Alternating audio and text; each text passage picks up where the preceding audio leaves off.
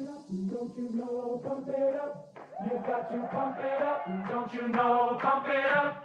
You got to pump it up. Don't you know, pump it up. You got to pump it up. Don't you know, pump it up. You got to pump it up. Don't you know, pump it up. You got to pump it up. Don't you know, pump it up. You got to pump it up. Don't you know, pump it up. You got to pump it up. Don't you know, pump it up. You got to pump it up. Don't you know, pump it up. You got to pump it up. Don't you know, pump it up. You got to pump it up. Don't you know, pump it up. You got to pump it up. Don't you know, pump it up. You got to pump it up. Don't you know, pump it up. You got to pump it up. Don't you know, pump it up. You got to pump it up. Don't you know, pump it up. You got to pump it up. Don't you know, pump it up. You got to pump it up. Don't you know, pump it up. You got to pump it up. Don't you know, pump it up. You got to pump it up. Don't you know, pump it up. You got to pump it up.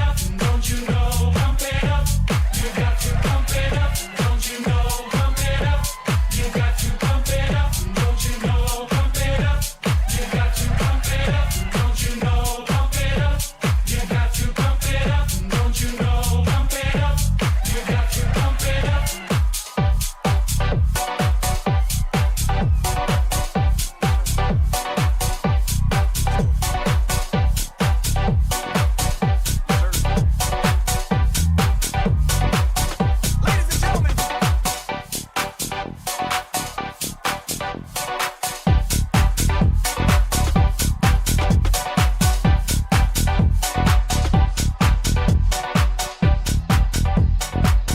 Ladies and gentlemen.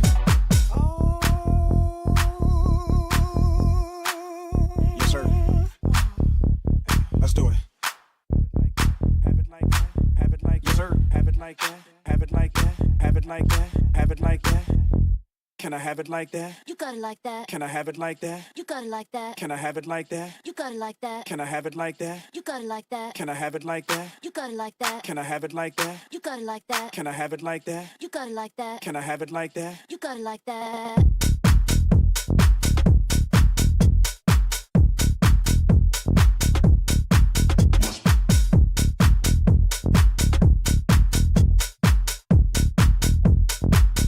Ladies and gentlemen. Yes, sir. Let's do it. Yes, sir. Drop your purse and grab your hips. Drop your purse and grab your hips. And drop your purse and grab your hips. And drop your purse and grab your hips. And drop your purse and grab your hips. And drop your purse and grab your hips. And drop your purse and grab your hips. And drop your purse and grab your hips. And drop your purse and grab your hips. Dancing and singing and moving to the moving and dancing and singing and moving to the moving and dancing and singing and moving to the moving and just when it hit me, somebody turn around and shout it, play that funky music, white boy. Play that funky music right. Play that funky music, white boy. Lay down the boogie and play that funky music to you.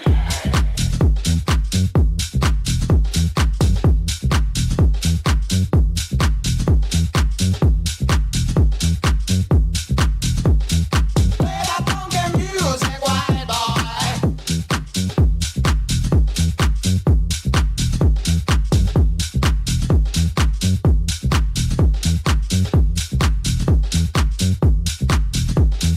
Play that funky music, white Yo, what's up? What I do, everyone? What I do?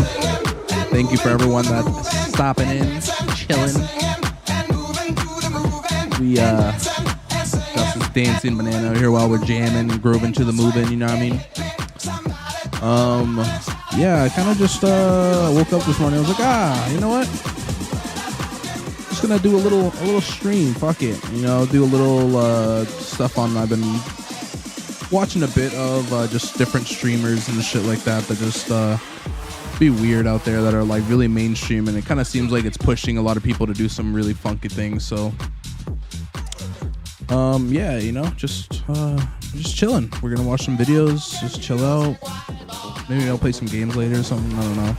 Be a little short one.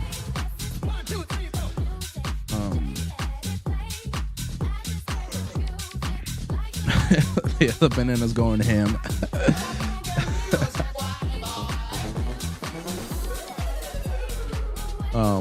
But yeah, if anyone wants to come up and conversate for a little bit or whatever, the stream yard links in the description. So yeah. The banana's on some hardcore drugs. Nah, he's just jamming. Don't mind the eyes. The eyes, you know, might give it away, but he's just living life. And he's just living life.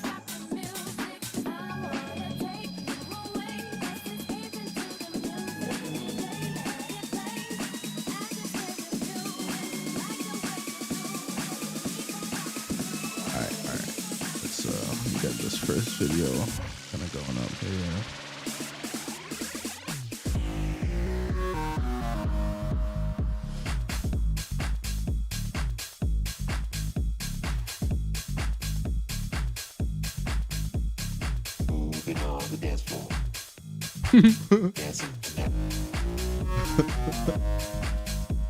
Oh wait, that's not how you're supposed to dance, Lauren? With your eyes just wide open, just doing the same thing over and over again? Moving on the dance floor. Dancing tonight. He's just living it. He's just living life. Come on, guys.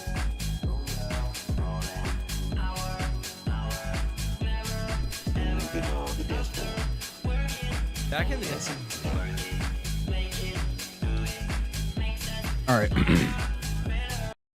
All right. So the first one we're gonna try to go over here. Dance with your eyes closed. Oh, that's sad, kinda. I don't know if that's sad or not.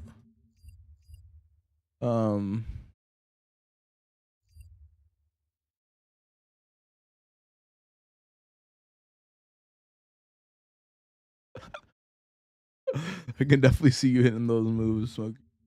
All right, so we're gonna be watching a video from Tom Dark. I don't know if you guys have ever heard of him. He does some pretty cool little analysis on certain people and whatnot. Yeah, and so the first person we're gonna go over real quick is just gonna be Vitaly. I don't know if any of you guys know Vitaly whatsoever. But Vitaly used to be pretty big. He was like a prank streamer, or not prank streamer, prank YouTuber. And he has been doing like he was known for doing pranks, just really off the wall shit. Some things kind of came out later on down the line, him not actually being completely upfront with his like prank videos, as far as them being like authentic and actually being people like authentically reacting to his pranks. A lot of it would have been set up pre-made pranks where, you know, they had pretty much like a whole cast set up for the pranks and everything like that. So yeah, so and then he eventually kind of fell off by himself in a sense that he started getting a lot of money. With that money, he also started getting into a whole bunch of other things, like doing a lot of drugs, and it kind of just dropped him off. He kind of just dropped off the face of the planet because he eventually just stopped having money. And so he is said to have gone to rehab, kind of redid himself a bit. And so now he's back into the streaming world. He came back in, you know, he's coming back into the social media world, I guess you could say, with this new streaming era now, where like realistically people that are a lot bigger now in influence sense are live streamers. And that's kind of what the new wave is, instead of just YouTube videos. And so yeah, so now he's streaming on Kick. He's streaming on Kick now, and he pretty much is doing whatever he can to try to get back into the algorithm and be noticed. From the last I heard or like kind of read around was that this dude was legit living in his G-Wagon that he can barely make payments on. And I don't know if you guys know what a G-Wagon is, but a G-Wagon is just like a expensive Mercedes SUV type of thing. And yeah, so he's just trying to stream living out of his SUV that probably costs more than some of our houses. I'm probably not houses, but you know, probably doing payments close to an apartment, and yeah, and he's just really doing anything and everything to try to like get himself tossed out there. Yeah, drugs are a really good way to get rid of a lot of money.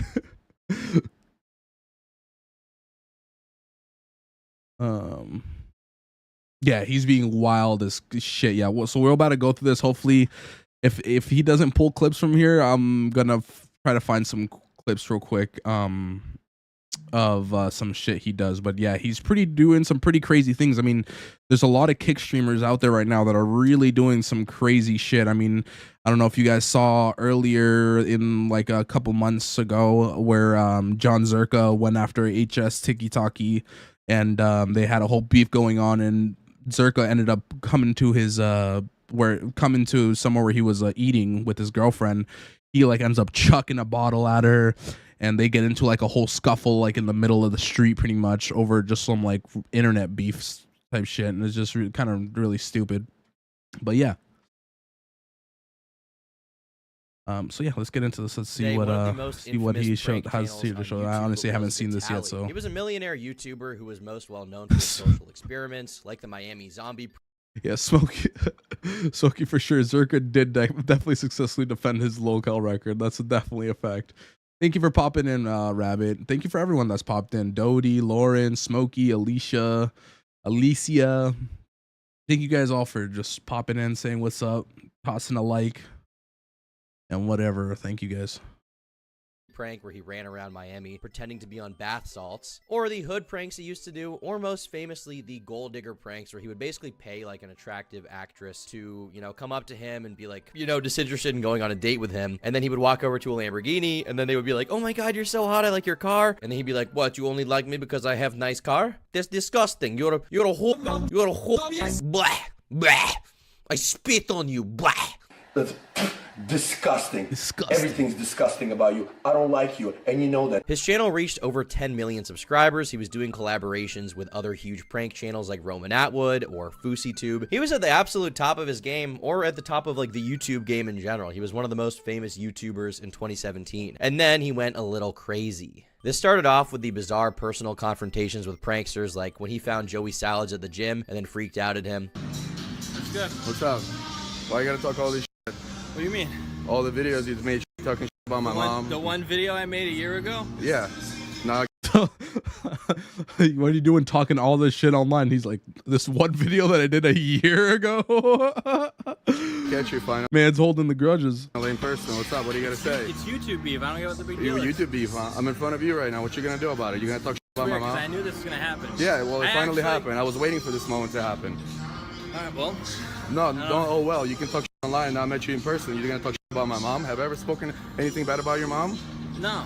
Exactly. Dude, so why would you talk? Beef, it's fun. YouTube it's beef. Jokes. No, it's not jokes. I'm here in front of you. What you gonna say about it? I gotta say, it's just stupid YouTube beef in the yeah, past. It's stupid. Yeah, exactly. Because you're gonna confront everybody who has something bad to say about you on the internet. If I see him in person, of course I will. Of course I will. Well, then I respect that you'll do that. Thank you. Dude, I nah, because and your boy's not gonna help you. I'm serious. I'll beat your ass with my right hand while I'm filming with my left. Right. It's not petty. You disrespected my mother, and you don't disrespect it. Well, maybe in this country you can, not in Russia. I apologize that I disrespected your mother. I didn't mean it to be disrespectful. I thought I was just having. You said you wanted my mom panties. Listen, I'm sorry. I truly am sorry if it hurt you, and I'll like to shake your hand because I'm sorry. I'm good, bro. But keep working out. And his increasingly erratic behavior blurred the lines between the persona he played online to millions and his personal life, and that was an increasingly degenerating line. And it became pretty obvious that this guy was kind of a psycho behind the scenes for a little while. Definitely a psycho. Come on, who you fighting next, you ass? Come on!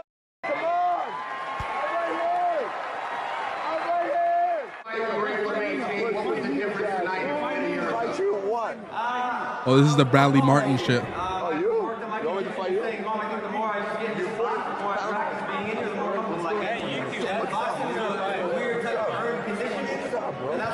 Oh.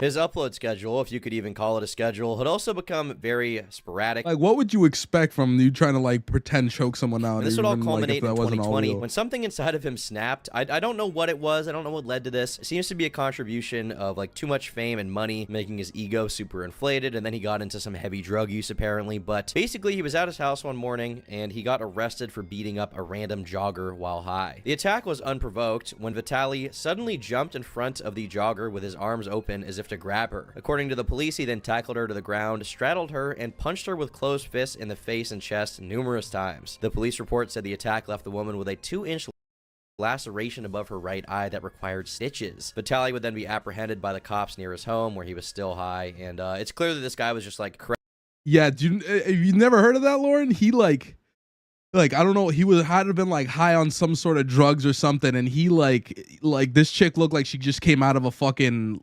like MMA fight. Like, she got fucked up by this dude, and it was just unprovoked as shit. He walked out of his house and just started pretty much wailing on this chick just jogging. cracked out of his goddamn mind. He was super effed up. Random jogger female. He came to her, tried to give her a hug. She refused, and then he started punching.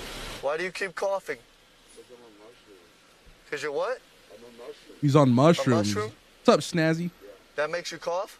Oh, I didn't know that was a side effect. Oh my gosh, Come here. I lost everything. You didn't lose everything. Here, let me see. Put your hands here. Check it out, see? I'm gonna put them in the front. Do you know me? Do I know you? No. No, do you know me? I'm gonna turn it on. I'm gonna leave this open. Here. Bro, I'm not running. You don't need it, bro. All right. Okay, but I want to talk to you. That's fine. Do you have time for me? Yes, if you step in there. I got you. Let me go get the keys so I can turn this van on.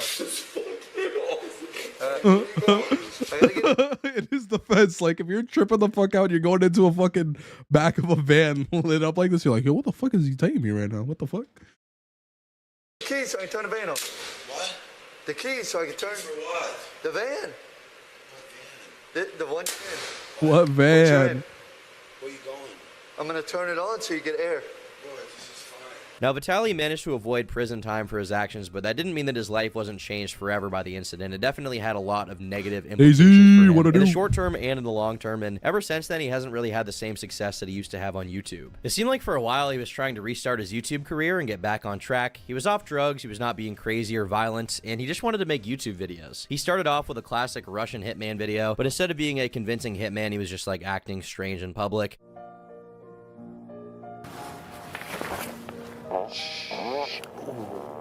I scared myself. How are you? What the fuck? Oh, yo, my stomach. How are you? My name is Dimitri. I came here back from the future to save you. Could you give me a favor? No, no, speaking English. Me go inside here to push me. They wanna pew, kill me. Did I see you on Easy and Flows this morning? No, I didn't. But that happened this morning? That's kind of cool. Can I go inside? You push me 1 block, please. Okay. Please. It's okay? Yeah, okay. Okay? Poor cleaner guy. He's just like, what the fuck is this dude doing? Like, he's like, oh god, this is another cracked out dude asking me for some stupid shit now.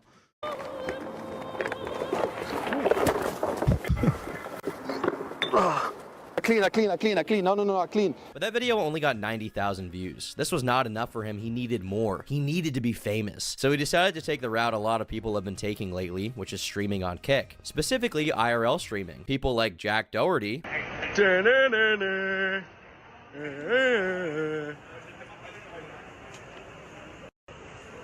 What? Little prop, what you gonna do? What you gonna do? Yeah, this is another dude that, like, I'm gonna try to find some videos on him, dude. Like, this dude literally is like a little fucking kid, pretty much. I think he's only like 20, 21 or something like that. And he started pretty young, and he just just goes around being an absolute dick. And as you just saw, literally as he's being an asshole to someone, look at this. Expecting a reaction out of someone, when someone tries to confront him, boom, security guard comes out of nowhere. So he just fucking hides behind his little security guard. What are you gonna do? What are you gonna do about it? What you gonna do? Like, what the fuck? Like, dude doesn't stand on shit. All he stands on is his fucking security guard's fucking back. Like, what the fuck? What's up, Micah? How's it going? Neon, who recently had to apologize to Dana White and Trump. I want to sincerely apologize. I didn't mean anything I said, and another one, Neon. This guy, he says the most craziest shit online without thinking that nobody's gonna do anything about it. Like, this dude's crazy. It should have never come out of my mouth in the first place, and I take ownership. That was the first time it was like 3 a.m. I literally went down at Red Rock, and he called me down, and I face-to-face apologized to him like a man, and it was really good, and he accepted it. And yeah, that was the first time I've ever had to apologize to someone in person, and it made me realize that, you know, I'm not this big fucking tough guy. I'm a loser, and I got to realize it, you know? And he didn't have to accept my apology or whatever. He could have just said, fuck me to my face and whatever. And of course, Ice Poseidon have all been doing IRL streaming a lot lately. Obviously, Ice Poseidon has been doing it way before them, but Jack Doherty and Neon and Sneeko and whoever else are all kind of just hopping on the degenerate content trend. And now Vitaly wants to capture some of that magic, so he's been streaming on Kick to around 1,000 people at a time. And he's just being like strange and awkward in public, really as much as he possibly can. One of the first bits he did was walking around on all fours, pretending to be a dog around random people. No.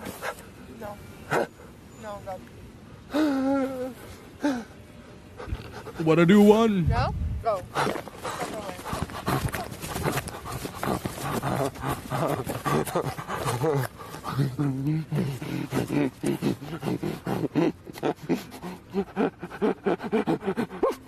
I mean, this was a pretty funny bit, even if it is cringe to see like a 35-year-old man doing this. It's pretty funny, if only because he looks like a total spurg. But this is not the end of the content. He's really committed to the bit of being as weird and annoying.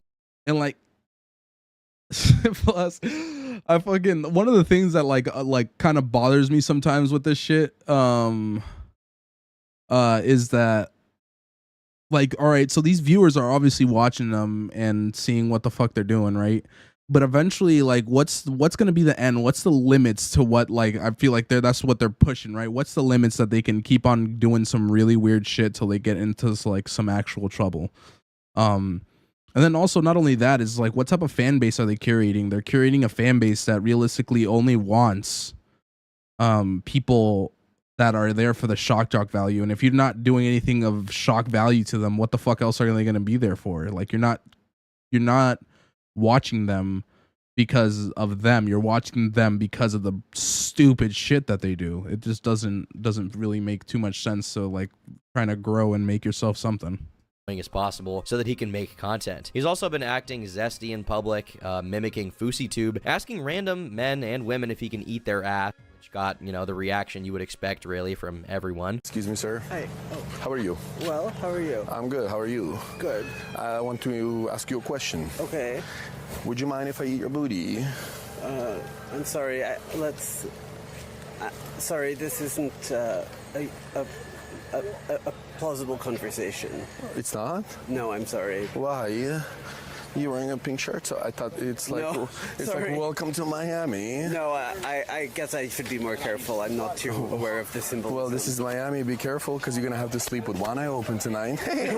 That's not a plausible conversation we can have right now. What the Honestly, fuck? That's a weirder response than what Vitaly said. Why would you say plausible conversation? Just say no, you freak. And then Vitaly is like, it's just a prank, bro. Haha, you're on camera. It's all a prank, bro. So this clip made its way around Twitter and TikTok, but this is not the only clip he's done. He's been streaming for hours at a time. I think he's done 5 or 6 streams as of the time I'm recording this video, and apparently he wants to just keep going every day with daily streams.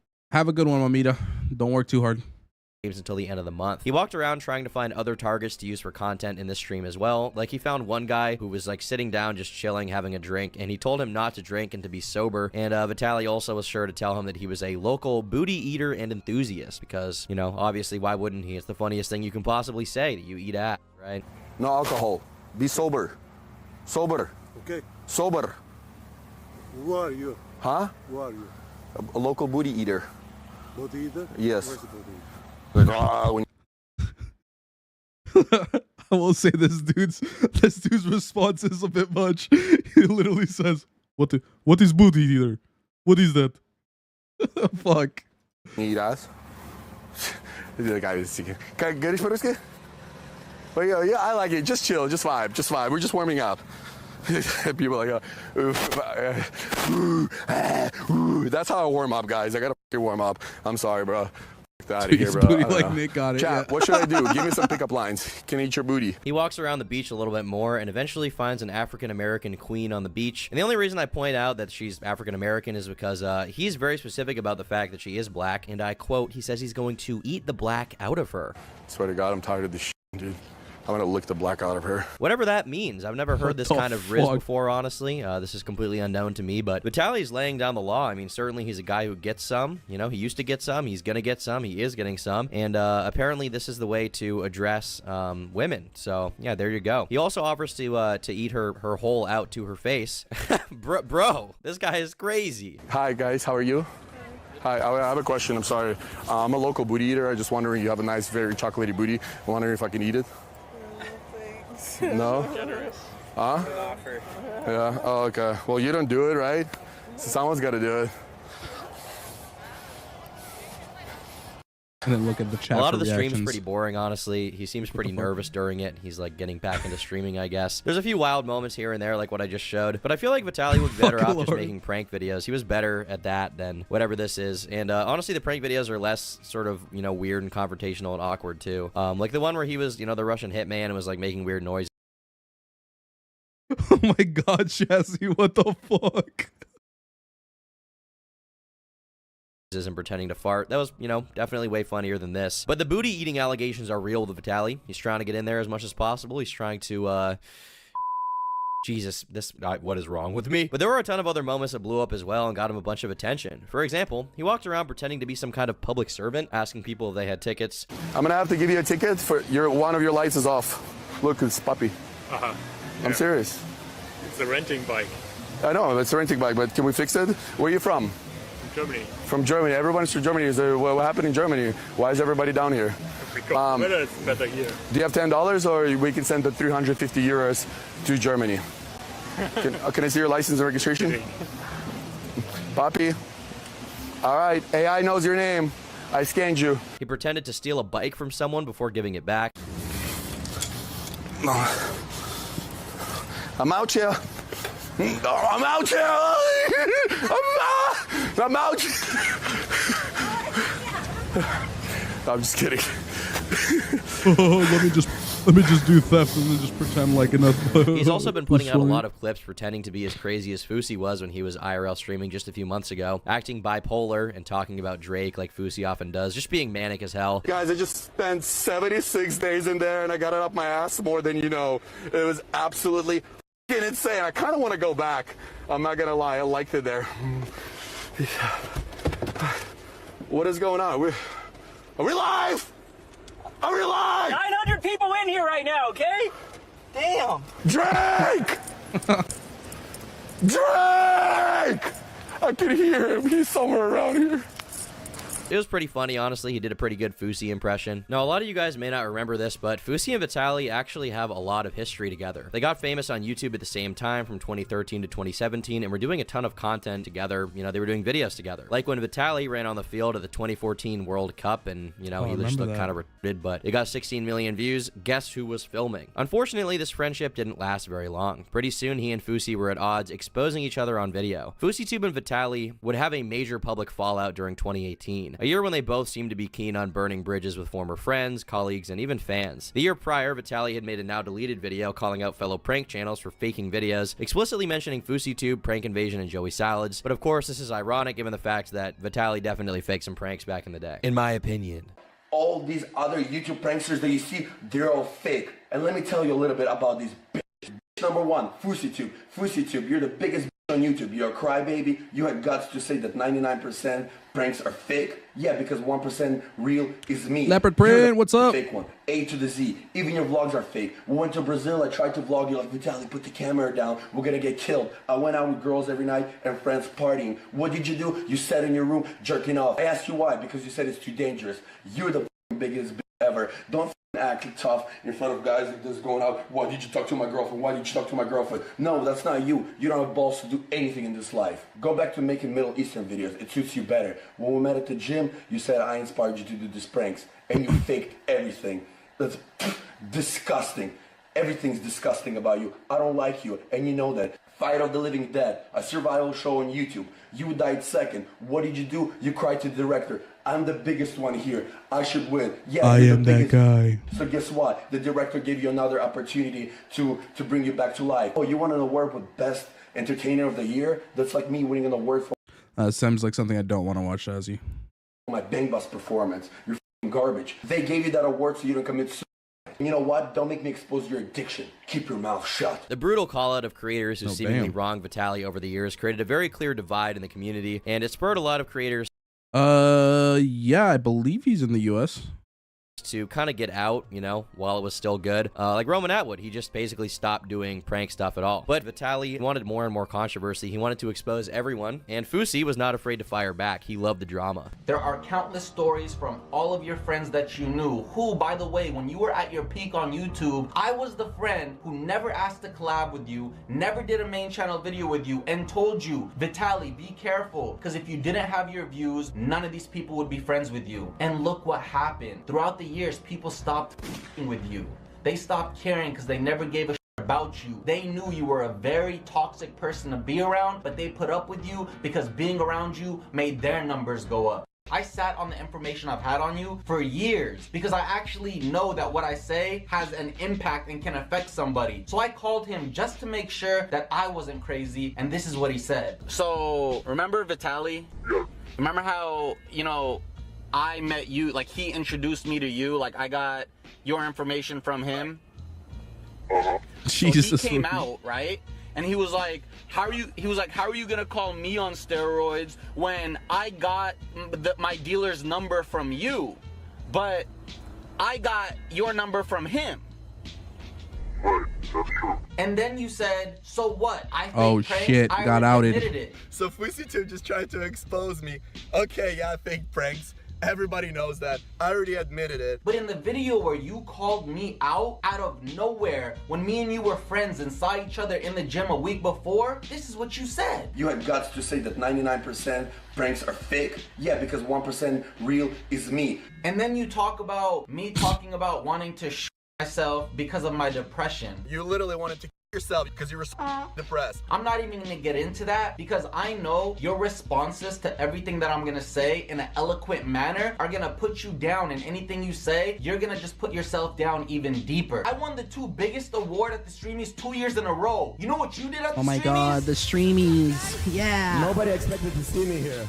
But what about my soft dick, huh? Oh, you think I'm kidding? Oh, yeah. Batch, do you even host? Where are you? Garbage. Love you, bro.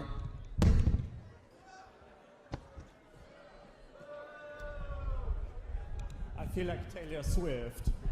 I feel like Taylor Swift.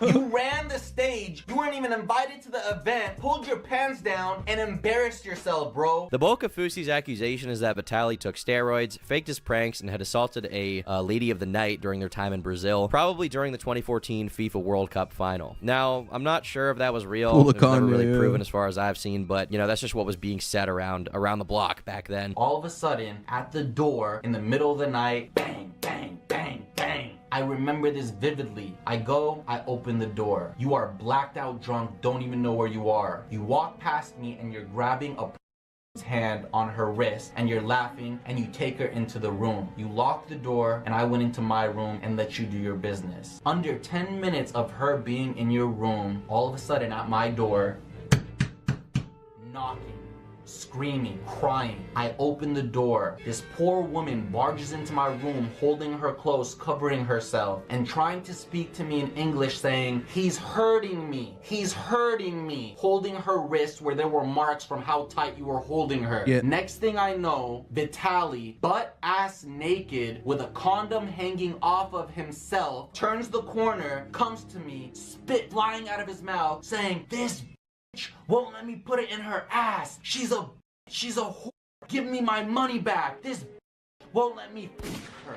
You screamed that in my face. I was shaking. I turn around, she's crying, saying, help me, help me. As I turn around to you, you're recording it for your uncensored Vitaly and you're screaming, ha ha ha, this won't let me You're saying foul thing. I go up to you to try to calm you down. You pushed me onto the bed. You pushed me onto the bed, and I flew onto the bed and just sat there in disbelief as to what was going on. What the I stood up, I went, I shut the door out on you, and I tried to calm her down. She wanted to go tell whoever was protecting her outside where we were. I calmed her down. And I did the only thing I could at that time. You paid her 300 and whatever the increments were in Brazil. I didn't know that it was different, so I went to my desk, pulled out $300 US and gave it to her and said, I am so sorry. I apologize. She gave me a hug that I have never. Well, like the issue with that, Alicia, like I imagine, I don't know if prostitution's legal. I think it was in Brazil.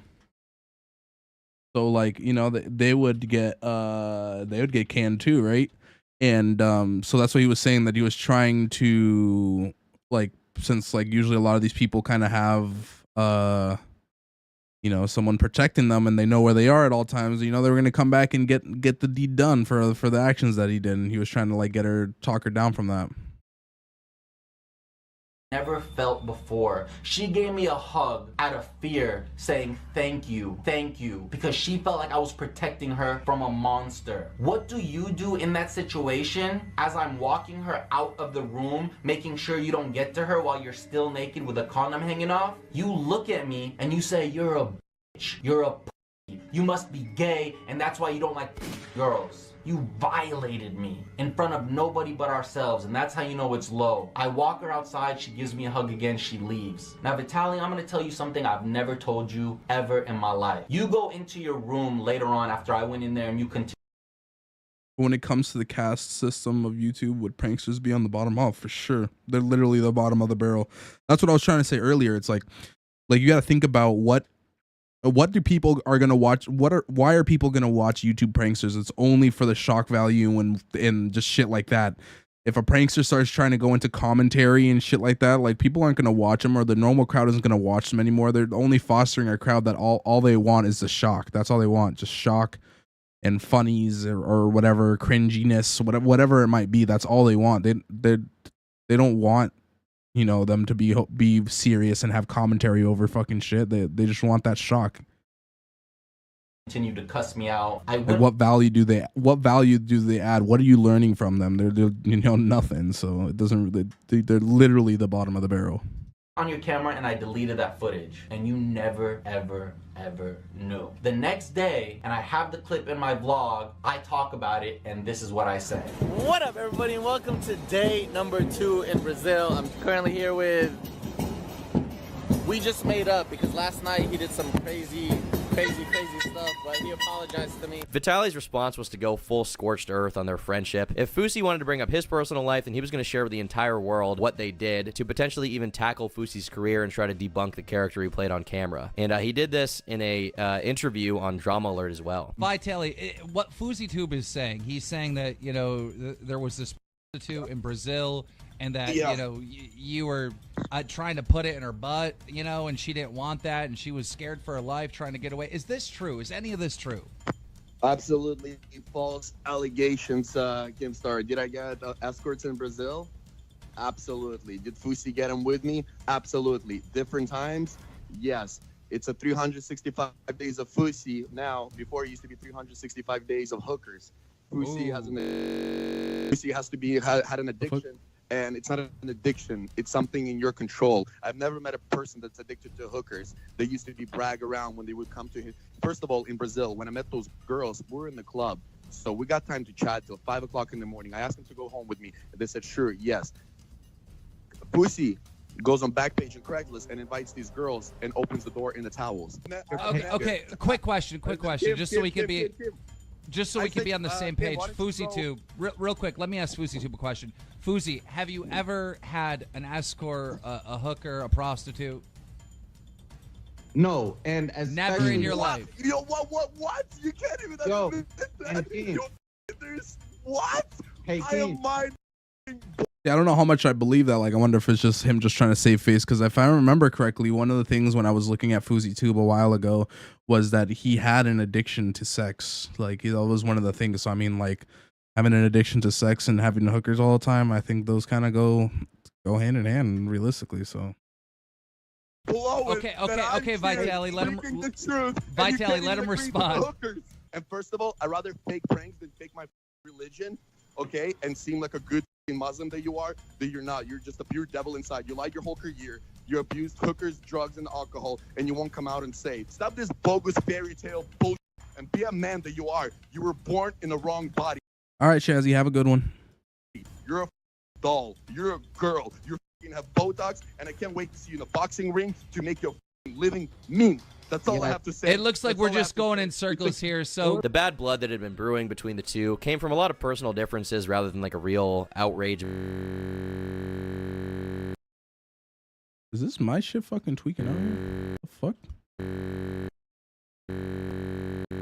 Back then, he lost his sponsors. He really lost everything. And now in the modern age, when he's been trying to post videos consistently to YouTube, it hasn't really been succeeding for him. He said on a podcast it was due to his channel being in bad standing because he's had so many strikes and, you know, demonetizations and such. He thinks that he's basically getting shadow banned in the algorithm a little bit. I don't know if that's true. It definitely could be true. I don't think that YouTube as a platform really likes the super controversial pranksters in the same way they don't like the really mean commentary channels from back in the day. YouTube was just too thing. And now in the modern age, everything. Sponsors. He really lost everything. Like, and now in the modern age, when he's been trying to post videos consistently to YouTube, it hasn't really been succeeding for him. He said on a podcast it was due to his channel being in bad standing because he's had so many strikes and, you know, demonetizations and such. He thinks that he's basically getting shadow banned in the algorithm a little bit. I don't know if that's true. It definitely could be true. I don't think that YouTube as a platform really likes the super controversial pranksters in the same way they don't like the really mean commentary channels from back in the day. YouTube was just too raunchy and advertisers kind of got scared away, so they want to avoid anything like that. So I mean, it's possible they're shadow banning him, or at the very least they're just not promoting his content because, you know, they don't want that kind of stuff to blow up and become a problem for them in terms of advertisers. You got to hit the algorithm. I still haven't figured it out. I think I did, but it's YouTube is actually, my channel is so hurt, so many band-aids on it with so many violations that it's just not pushing through. Because I know some of the latest videos that I just uploaded there should have been at least 1 million views. And because his YouTube videos weren't succeeding, we're now seeing him try IRL. Apparently, he's in a tough spot financially, which is why he's streaming so much. He said that he sleeps in his G-Wagon, doesn't have a house or an apartment, and he can't afford payments on the G-Wagon as well. So he's really at the end of his rope, and streaming is his get-rich-quick scheme to get to the top, I guess, and get out of the pit he's dug himself into. Guys, we've been talking about live streaming for 16 months, and Dream came out here on his own expense because he knows daddy's broke. He came out here, and he's literally doing this for me for free, and he's staying with one of his friends, not even me. I don't have a place. I've been living in my G-Wagon sleeping that I haven't paid for I don't know how long. So that's life. I mean, don't do drugs, but sober gang, sober life is good. And not hopefully. When I'm on top again, I won't take for granted. I want, you know, I thought I could take a year, oh, I'm the king, take a year off, come back. Now I know how social media works.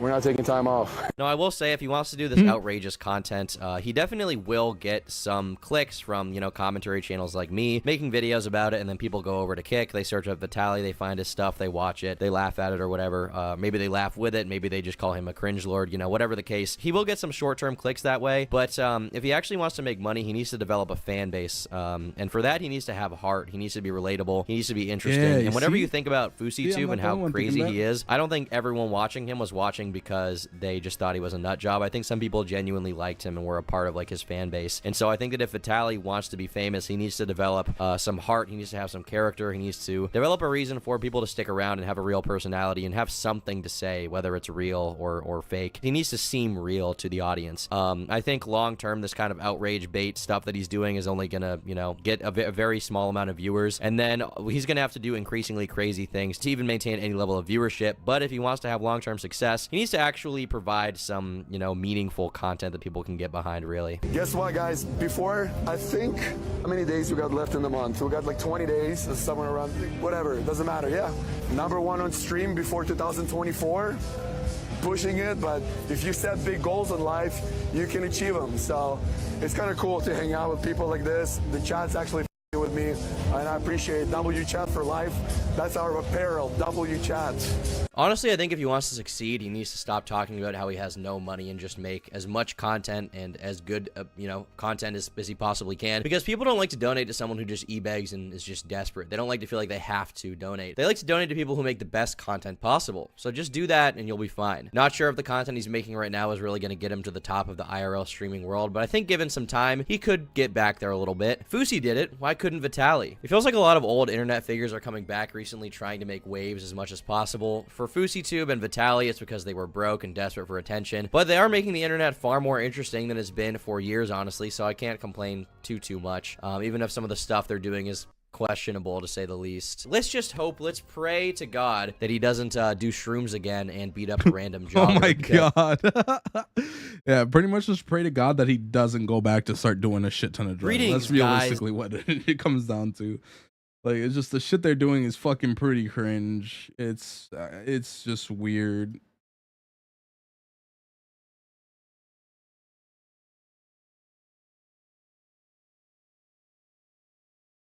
Try to see this. Maybe does this guy have a video on Jack?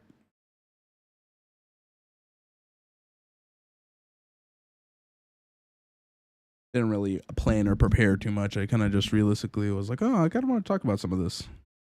No, I've seen some videos out there of some of these people, so yeah. Minuto. Hope everyone's having a great, fantastic day out there.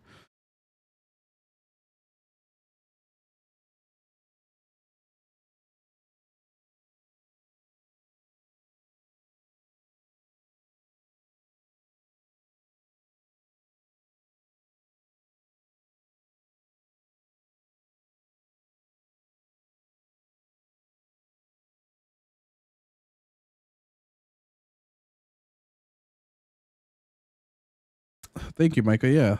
Yeah, and I feel that work conundrum. I'm sure Alicia's on that same boat right now. I know she said she was getting ready for work too, so sure you guys are both feeling it. Pulling down Christmas now, bro. You're late to the party. Everyone pulls down Christmas the day right after Christmas, dude. What are you doing? You're supposed to be on top of that.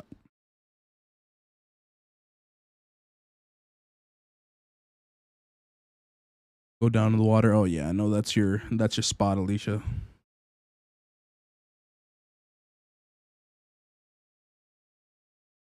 Okay, let's see what new we can find here. You thought it was done, but no. As it turns out, we get hours and hours and hours of Mel time, boys and girls. The content machine Mel time. The vacuum that is the Mel and Destiny divorce drama. The divorce drama, dude. Yeah. The divorce is drama now. Apparently, it keeps churning. The vacuum that is this situation. Oof, 12 hours. Yeah, that's rough. That's rough. Is ready to suck in literally everything. There is no escape. Nobody will escape. And I don't want to, frankly. I love it. I am under the water. Please help me. Relationships.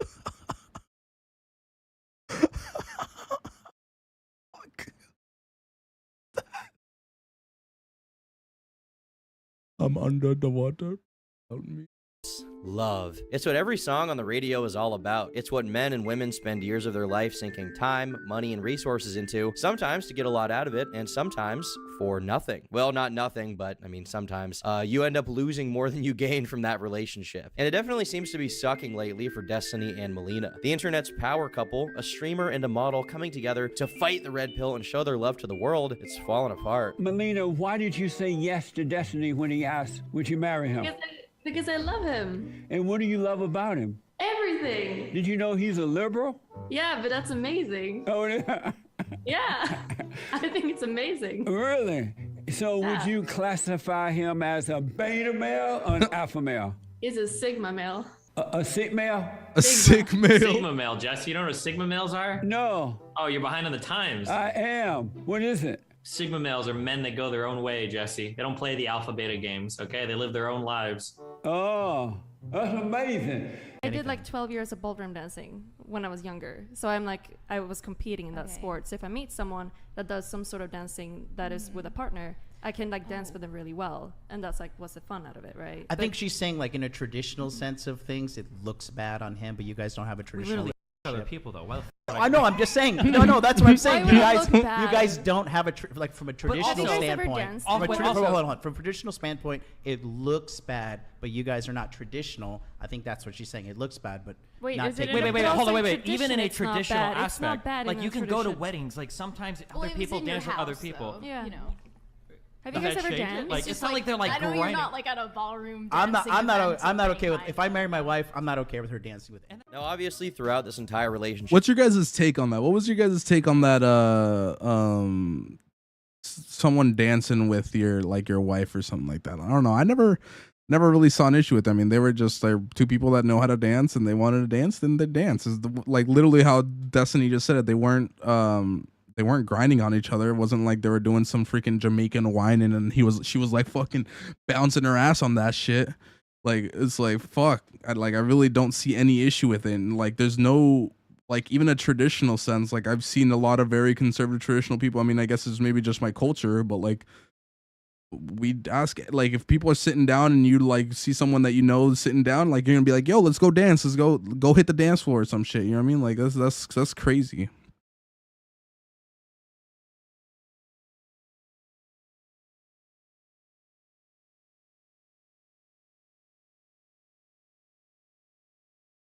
Feel Destiny lied about how he felt about it and he really wasn't okay with it. I feel like you're just coping and trying to make it seem like he's more of a cuck than what people try to put on him. That seems kind of crazy. I think he was definitely okay with it, dude. How are you gonna say he wasn't okay with it when he literally lets his wife fucking bang other people? How are you gonna say that he wasn't okay with it?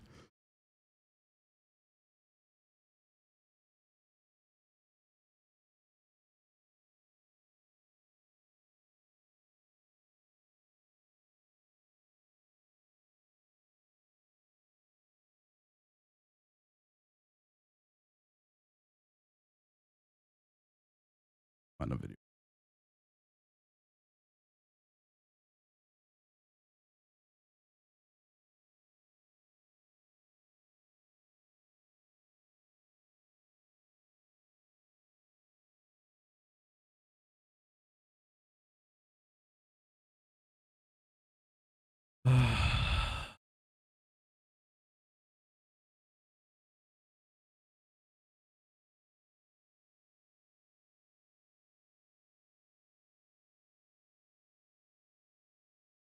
All right, let's say if they were doing this, then I might have an issue with it. Ready?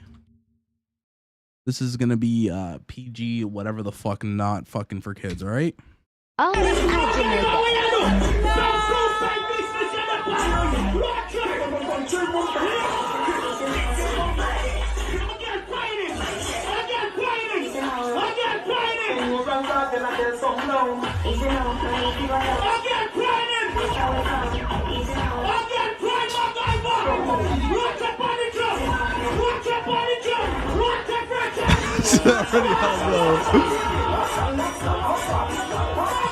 Come on, get to it, dude.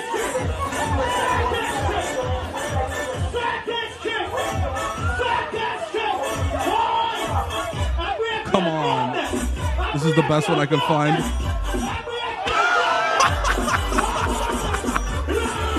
Like, if they started doing some shit like this, bro, What do you're you guys definitely think? not gonna be fucking okay with just it, want this dude. There's no way that I'd be okay with that.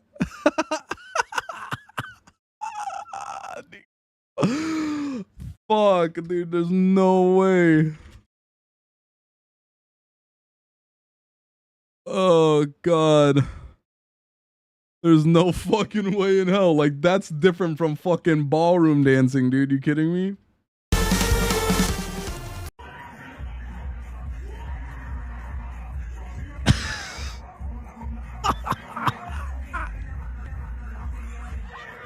Like, if this is what they're doing behind Destiny's back right here, like, nah, bro. Like, I'm not being okay with that. If this is what's happening, then, like, yeah, I can I can see a fucking issue with it, all right? I can see an issue with it. Oh. Fuck.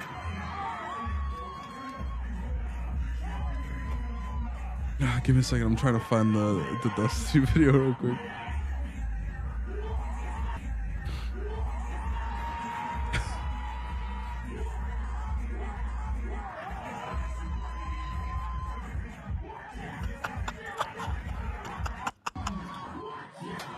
Like, what the fuck is happening?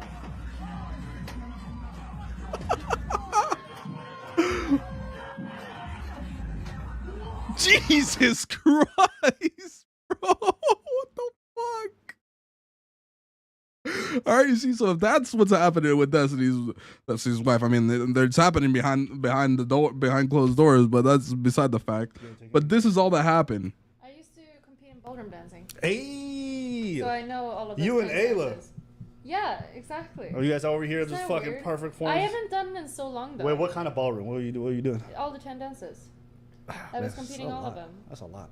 Which Yeah. one's your favorite? You one of them foxtrot My motherfuckers? You be like, favorite one?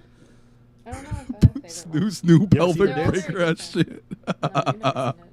I haven't done it in years, is the thing. So I'm very curious if I started. But like I can understand, like if we danced, you would be able to like what do you call it? Like yeah, exactly, really well. That's Because I would fucking probably crazy. figure out like the basic steps, and I would figure out like how to do everything. All right, let's Even find though out. No. Find out. No, we gotta Uh-oh. No. Okay. Mel Why did time. I say this? Mel time. Okay. It's All right. it's What's that? it's Mel Oh, time. she got the form. Okay, so we're just doing salsa. We're just going. Yep. Right. Yeah? Yeah.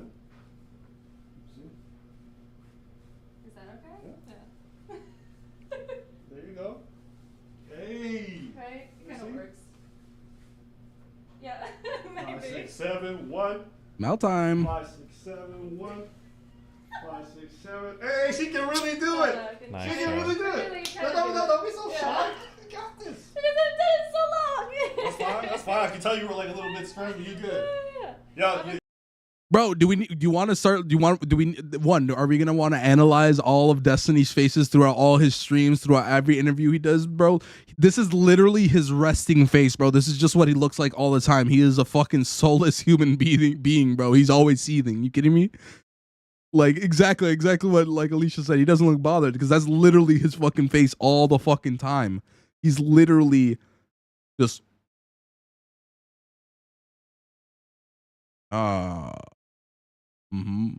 motherfucker barely has any reaction to anything, bro. I have to analyze it. All right, you need me to like throughout this whole thing. Look, he's smiling. Look, he's smiling. He seems like he's happy for Mel. Well, look. Did you see that micro expression? Look, he's smiling. He's happy for her. Look, oh, Mel's having so much fun. Oh. Look, it's going up. Really do it. Nice. Look at that. Look, he even said nice job. Look, oh my god, in his monotone voice with the little look, his lips are going up. That means he's happy. Oh my god. Oh. Don't be so shy. You got this. Because I've done it so long. That's fine. That's fine. I can tell you were like a little bit strange, but you good. Yeah. You want to know how she knew what she was doing? She did this. She went. That's how I knew, man. She was flexing. We walked into we're watching Tom Dark's video on Destiny, so we were going through some shit.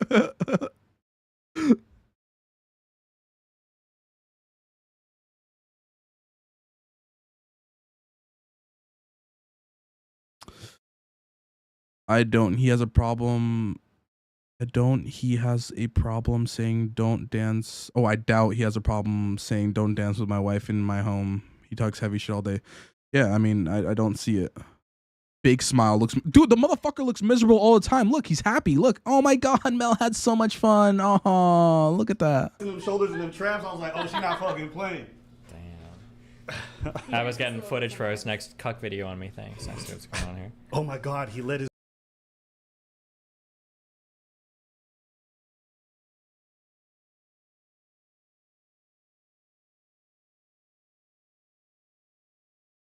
Yo, what you doing here, fam? Dancing. Hey. So I know all of those You and kinds of Ayla. dances. Yeah. Look, oh my god, someone's talking to my wife. Look, I'm just gonna seethe over here. Like one says, I'm seething. I'm seething. Are you guys over here in this Isn't that fucking weird? perfect form? I haven't done it in so long though. Wait, what kind of ballroom? What are you doing? All the 10 dances. Look, he's not happy until Mel starts actually dancing. Look, Which one's your favorite? look, he's seething right now. According to one, he's seething. Look, he doesn't have the micro expression of smile in a bit. Look, he's actually kind of neutral right now. I haven't done it in years. Like if we the basic stuff. Oh look, now he's happy for Mel time. Look, oh, he's happy. Look at him. Look. You see his lips are going up, dude. One, you're just all wrong, bro. You're just trying to be like over here, little shit. A lot of people were preying on its downfall. They had an open marriage, meaning they would sleep with other people, and that caused a lot of people to call Destiny a cuck. There were also a lot of memes that were like, the only way a guy like that could get with a girl like her is if she's sleeping with other guys. And of course, then there's the ABBA meme where he dances with Melina, and obviously this was one of the most popular memes of last year from like the YouTube sphere. Because I would probably figure out like the basic steps, and I would figure out like how to do everything. All right, let's find out. No. Mr. Horny. Oh, okay. Mel time. Why would I say this? Mel time. It's Mel Oh, time. she got the form. Okay, so we're just doing salsa. We're just going. Yep. Oh my God! Here comes Smokey the incel trying to give his input, dude. Come on. Is that okay? These fucking memes though are pretty funny. There you go. Hey. Okay. Kind of works. I love it. And a few weeks ago, we found out from Destiny himself that he and Melina were getting divorced. At the time, we didn't have a lot of details about this, and initially it looked like everyone was going to be quiet. Destiny wouldn't talk about it. Melina wouldn't talk about it. They would just go their separate ways in private and do their own thing, amicable splits. But due to a series of events, that ceasefire basically ended, and as a result, we now have hours of Destiny talking about Melina on stream, as well as a good amount of content from Melina's new boyfriend. Bruh, is this a dude? Sweden man, bro. This literally looks like a picture of a chick. What the fuck?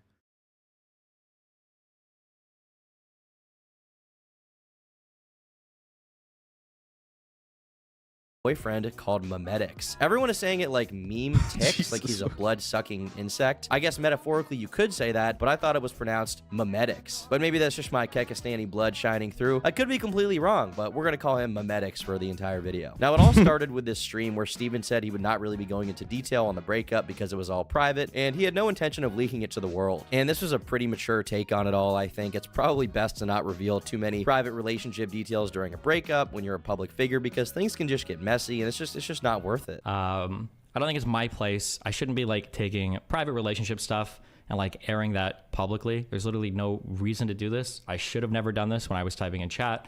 There's no reason for me to do like a public accounting of like a private relationship between me and Mel. As much as I think she's made some deplorable decisions over the past few months, I just don't think it's very fair for me to like, I'm gonna do the Melnifesto and just completely on her and Mel dump time. everything The on Melnifesto time. Which is absolutely cucked, and I understand that. I'll tell you, and listen, if you want to blame anybody, blame my therapist, because yesterday I was very close to doing a huge like, we're gonna talk about a lot of shit. Then I had like I had a really long chat with my therapist, or our therapist, I guess, to try to like sort out my feelings, what I want in the future going forward, like what I think is like the best thing to do. And I basically completely 180'd after that conversation. So apparently he did talk about it in his chat a bit, but not too much detail, and he stopped himself pretty quickly before he said too much, and he admitted fault here, which is good. We wouldn't get any public details though for another full week until Destiny decided to do another stream where he talked about it for a good hour and a half. Get your money back. I think Mel is a control-hungry narcissist. Yeah, I think she definitely is a narcissist, and yeah. And during that stream, he reveals that Melina demanded... Like, there's a whole bunch of things that happened during this shit where, like, he talks about how they had, like, a third-party conversation and all this, that, and the other, and she kind of really ended up trying to, like, paint a narrative that kind of really didn't happen, or trying to paint shit in the wrong light and shit, so... that he give her $100,000. He also revealed that she had been talking a lot about him behind the scenes to a ton of people, both during and after the divorce, and that negatively affected his relationship with a lot of people behind the scenes. Many friendships cut off as a result. Now, I was under the impression that because there was no prenup signed, that he would have to give her half of his money, but he clarified publicly that he signed a post-nuptial agreement with her, and because the marriage was relatively short, he wouldn't actually owe her any money. This is just what he said, but I can't imagine he would lie about something like that, considering we would eventually find out if he was lying, and it would be a big, public public drama thing. And in general, Destiny doesn't seem to be someone who doesn't tell the truth no matter what you think about him. Yeah, she wanted 100,000 because if I'm not mistaken, Melina says that Destiny took her away from Sweden, making her give up all her things in Sweden and shit like that, making her move to the US, making her lose a whole bunch of things that she had. And yeah, like it was, hey, you owe me all this money for kind of fucking my, like, uprooting, maybe not fucking up my life, but uprooting my life and making her move to the US, when in reality she was living in Australia. And she was trying to live in Australia.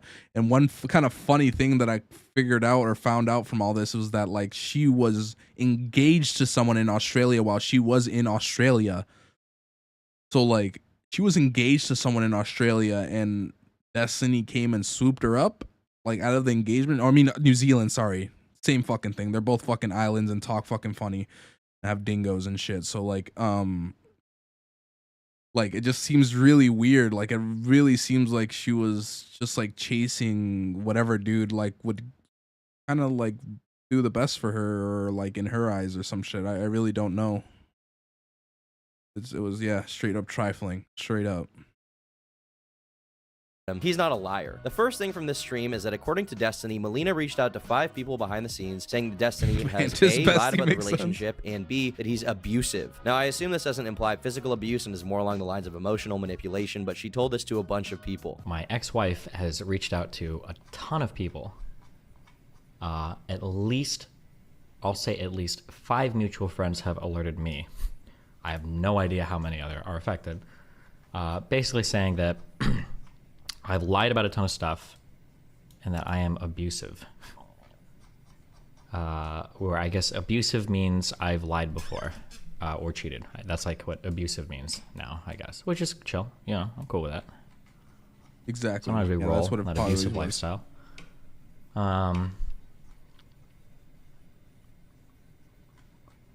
Yeah. That's so that's it's a little bit annoying that In which way, Alicia? Every Yours? single person that Melina talks to, and then every single person Tim talks to, and then every single person that these 2 people talk to are basically being told that I'm like an abuser and a liar and just like all sorts of other like insanely unhinged shit is a little bit, I'd say a little bit annoying. That's one thing that's irritating. And the second thing that's irritating is I don't like being called a liar, okay? Maybe I shouldn't have leaked anything the first time when I got upset. I probably shouldn't have, because I should have waited longer and typed out something more formal. I probably shouldn't have. But yeah, I would, yeah, I don't know why, I don't know why you would call me a liar. Yeah. Does she actually weaponize therapy? Melina weaponizes everything. I remember we got into a fight in Vegas because Tim was spamming her phone saying, if you want to raise kids, you can't do it in a poly relationship or with an American. Like, just like random shit. And I'm just like, why are you arguing with this person about this? This is retarded. Yeah, I don't know. I was trying to let him cook a little bit because I can't remember if it was kind of in this conversation or this part where he's talking. Well, like, you're kind of right, one where he seemed so like he had some things where he had some questions or he had some doubts about or something like that, and I just noticed my face is right over his.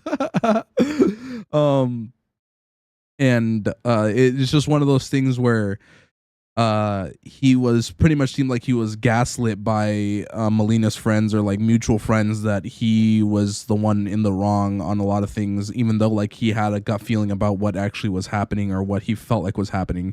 And so yeah, it just really does feel like he got fooled, and I think he kind of noticed that.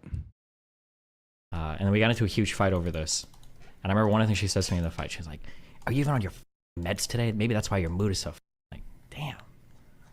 Melina, you're going in. I don't think she meant it. I think she was just trying to find shit like me, but it was a good insult. I'll give it an 8.5. Jesus.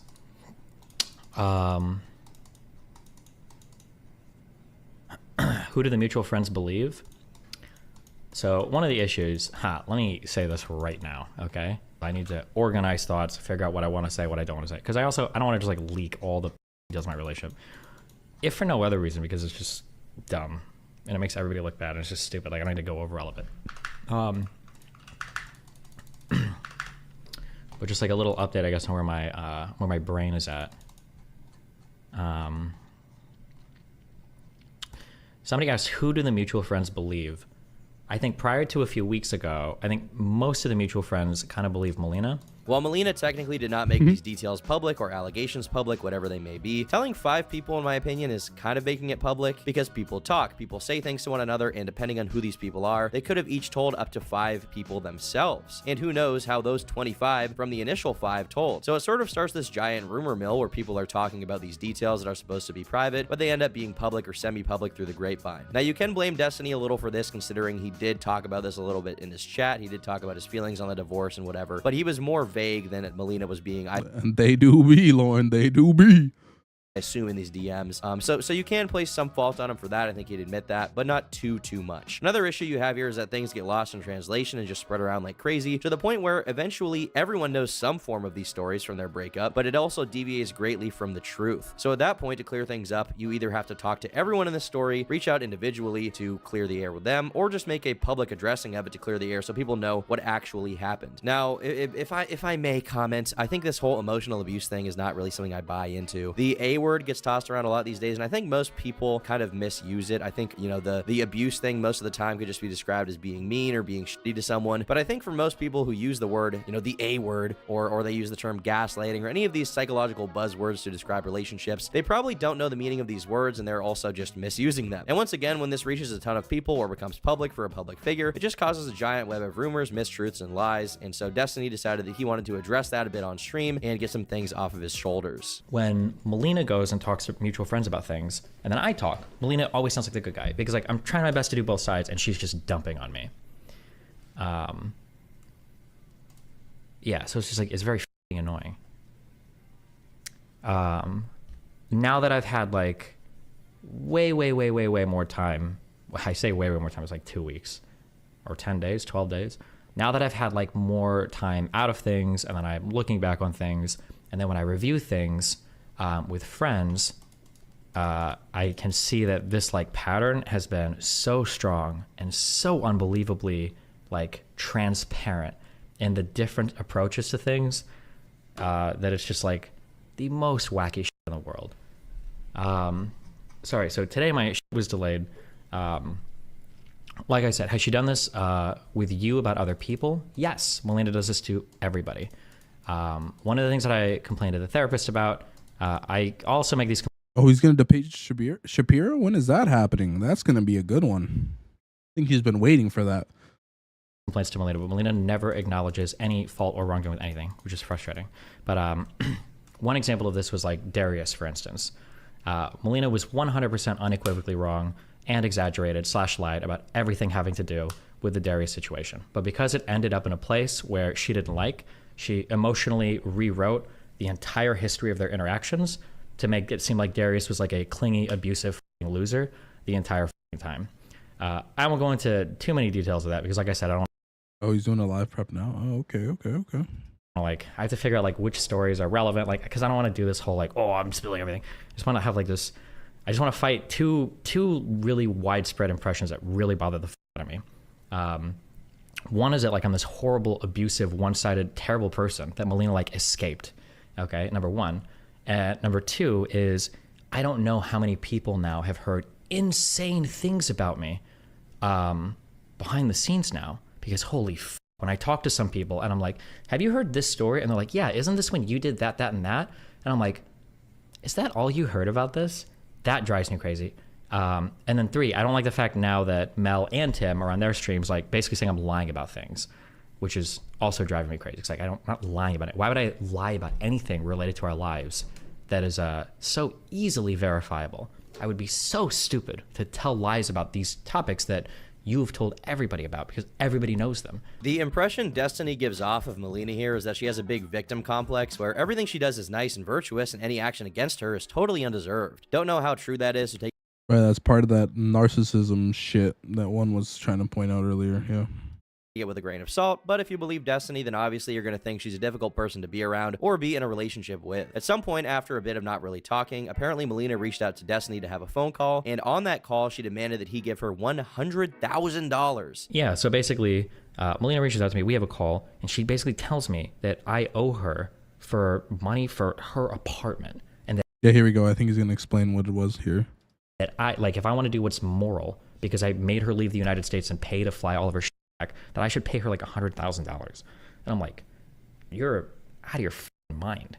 And the way that this conversation starts is, this is the funniest thing. Initially, she'd like sent this message through a mutual, and then I responded back, and I was like, oh no, like maybe Tim can get a job, and you guys can, work for this money, good luck. I was very passive aggressive. I admit that. I sent a really nasty message when she asked me for that. Just to be clear, it was like, hey, remember you told me you don't care about the money, you don't care about my help, you don't care about me doing taxes, you don't care about any of that shit. All you want is somebody to cuddle with you for 24 hours a day, 7 days a week. Well, there you go. Now you got it. Good luck. Figure it out. I'm sure you guys will. Power of love will, help you with your paperwork. 100%. Okay, because that's the only thing that matters. Remember, it's the only thing that matters in life. I was super passive aggressive in that message, but then when the call starts, Melina's like, this call starts. She's like, I just want to know where you're at, and I'm like, what do you mean? And she's like, well, good shot, I want to know where you're at because of that message you sent 2 weeks ago. And I'm like, well, I'm at the message that I sent 1 hour ago. And yeah, we argue for a bit about this. And then it's just like a 40-minute call and now that I've like grown into like Neo when it comes to our relationship, now I can see like every single lie and every single like he's in the Matrix, and every single attempt, like every single thing. I'm like, well, do you have a log for that? Or can you prove that? Or can you show that this happened? Because I have a whole bunch of stuff that says the exact opposite. And it was just like lie after lie after lie for things that I've let her lie about in our entire relationship that drive me insane. And it felt good. It felt good to pick the bullets out of the air. Again, I'm not going to like dive into like everything, but I'll say, for instance, one thing, because this was kind of public already. Something that I've said about Melina is that Melina emotionally rewrites everything. So, for instance, now when she talks to people about me, I've always been an abuser. I've always been a horrible person, blah, blah, blah, blah, blah. She emotionally rewrites the history with everybody based on her current state. Or she'll rewrite the facts based on her current emotional state. So one of the things Melina was telling me is like... well, not only him, like all the people around him too. Like it wasn't only him it was everyone around him too. Like what she started painting all this narratives to all these other people that painted everyone else around him to like pin against him or like look at him in like a certain type of light. You owe me this because I abandoned all of my stuff in Sweden for you. And it's not fair that like I moved to the US and gave up so much and I abandoned so much in Sweden for you. And I'm like, no, you didn't. You abandoned New Zealand for me. And she's like, no, I abandoned Sweden. I couldn't go back after I blah, blah, blah, blah, blah. And I'm like, no, you hated Sweden and you abandoned New Zealand. And I know this. And then I start pulling logs from the first year of our relationship because the first year or two of our relationship, all of the fighting was over her not wanting to leave New Zealand and hating Sweden and then having to come to the United States. And there are so many logs of that. There were even logs when she went back to Sweden. She's like, I hate it here. I hate Sweden. It's such a horrible place. And then when we would fight, she'd be like, I can't believe you pulled me away from my dream place of New Zealand. And she's like, well, that's not true. I married you so that we could be together in the United States. I was like, Melina, you were engaged to a guy in New Zealand 2 weeks after you went down there, okay? Everybody thinks that like I cucked her out of Max or whatever. Melina was engaged to another guy, and then she also was dating Max. There's a whole other guy that was involved there. I don't know if he ever gets brought up, by the way, but whatever, run with your assumptions. But yeah, I was like, Melina, you got engaged with this guy immediately so that you could live in New Zealand forever. And that's what we always fought about. Yeah, and she was trying to say that like... And at this point, like you got to pull out them receipts, Alicia, especially when he's been being gaslit into fucking thinking a whole bunch of fucking other shit. Like... You gotta really start whipping out them receipts. You gotta start fucking, like you said, picking the bullets out of the fucking air, start dodging that shit. Like, nope, not this, and just fucking chuck her right out the bitch. Like, yeah, and she was trying to say that, like, yeah, you pulled me away. So I was like, bro, you never liked Sweden. You're like, this is a new thing that you've decided because now you've got like a new group of friends in Sweden, and now you're gonna say that like you've loved Sweden the whole time, and I like blah blah blah blah But that's like, yeah, that was just like one example. It was like 45 minutes of her trying to lie. I would say probably gaslight. I think it's accurate here. She's trying to make me misremember events so that she can manipulate it for her purpose, so that she can like win an argument. But I'm just like, at every point, I'm like, well, do you have a log for this? Well, can you show me this? Do you have any proof for this? Because I've got a bunch of stuff that says the opposite. And then we've got a third party in the call, and she's like, well, what do you think about this? Like, shut up, Steven. Don't shut up. Shut the fuck up. And obviously the other third party is like, well, I don't know. Like, Melina, do you have like a log or anything else, or whatever? And then Melina's like, I don't want to talk about this anymore. Clearly he's made up his mind. And I'm like, okay. She says that like 50 times. Like, I don't want to talk about this anymore. This is clearly over. And I'm like, okay. Jesus Christ. Yeah. Well, I mean, what else are you gonna do? Like, learn, like, if you have the logs for proving someone otherwise, and they are dead set on that one thing, what else are you gonna say? Oh, just believe me if you don't. Like, if you don't want me to, like, how do you expect me to change my mind about something if you don't have any proof, while I have proof of something that happened? How is that gonna work? Unreal, unbelievable shit. And I believe throughout the relationship, Steven was helping her out with money a lot anyway, so for this to be a demand that he give her $100,000 over false pretenses is completely insane. I thought she was wealthy herself, to be honest, given streaming, and I think she does Fansly as well, where she sells raunchy photos of herself, so I'm super based. Say take me to court. Yeah, I mean, I guess they could have done that, but that would not work in Mel's favor because it seemed like she was strapped for cash. So I don't think she would have the money for a lawyer. super perplexed why she's asking him for money. I thought her situation was fine, but things add up when you remember that she had some accounting errors with her taxes where she didn't pay them properly. She had to go to court for it, I believe, and ended up owing a little bit of money, and Destiny was helping her get that all sorted out prior to the divorce, but obviously now he's not helping her out with that, and as a result, she's just kind of left without an easy lifeline to get her out of tricky situations. Now, for some reason, I thought Melina was like 20 years old, but I think my mental note of how old she is was just built around when she met Destiny. She's actually 25 years old, and so she definitely is old enough where she needs to be able to handle her own finances and make her own money and pay for her own apartment and expenses and everything. She shouldn't be going to the guy she just got a divorce with and demanding $100,000. I also thought the dude she was with now, Memetics, had some money and would be helping, pay her for whatever she needed. I believe he's living with her, so he probably should be paying some portion of the rent. What if I split this cucumber in half with my mind? But I guess TikTok doesn't pay or something, which is why she's not. Is this him? Is this what he's famous for, dude? Like, what the fuck? So he probably should be paying some portion of the rent. What if I split this cucumber in half with my mind? But I guess TikTok.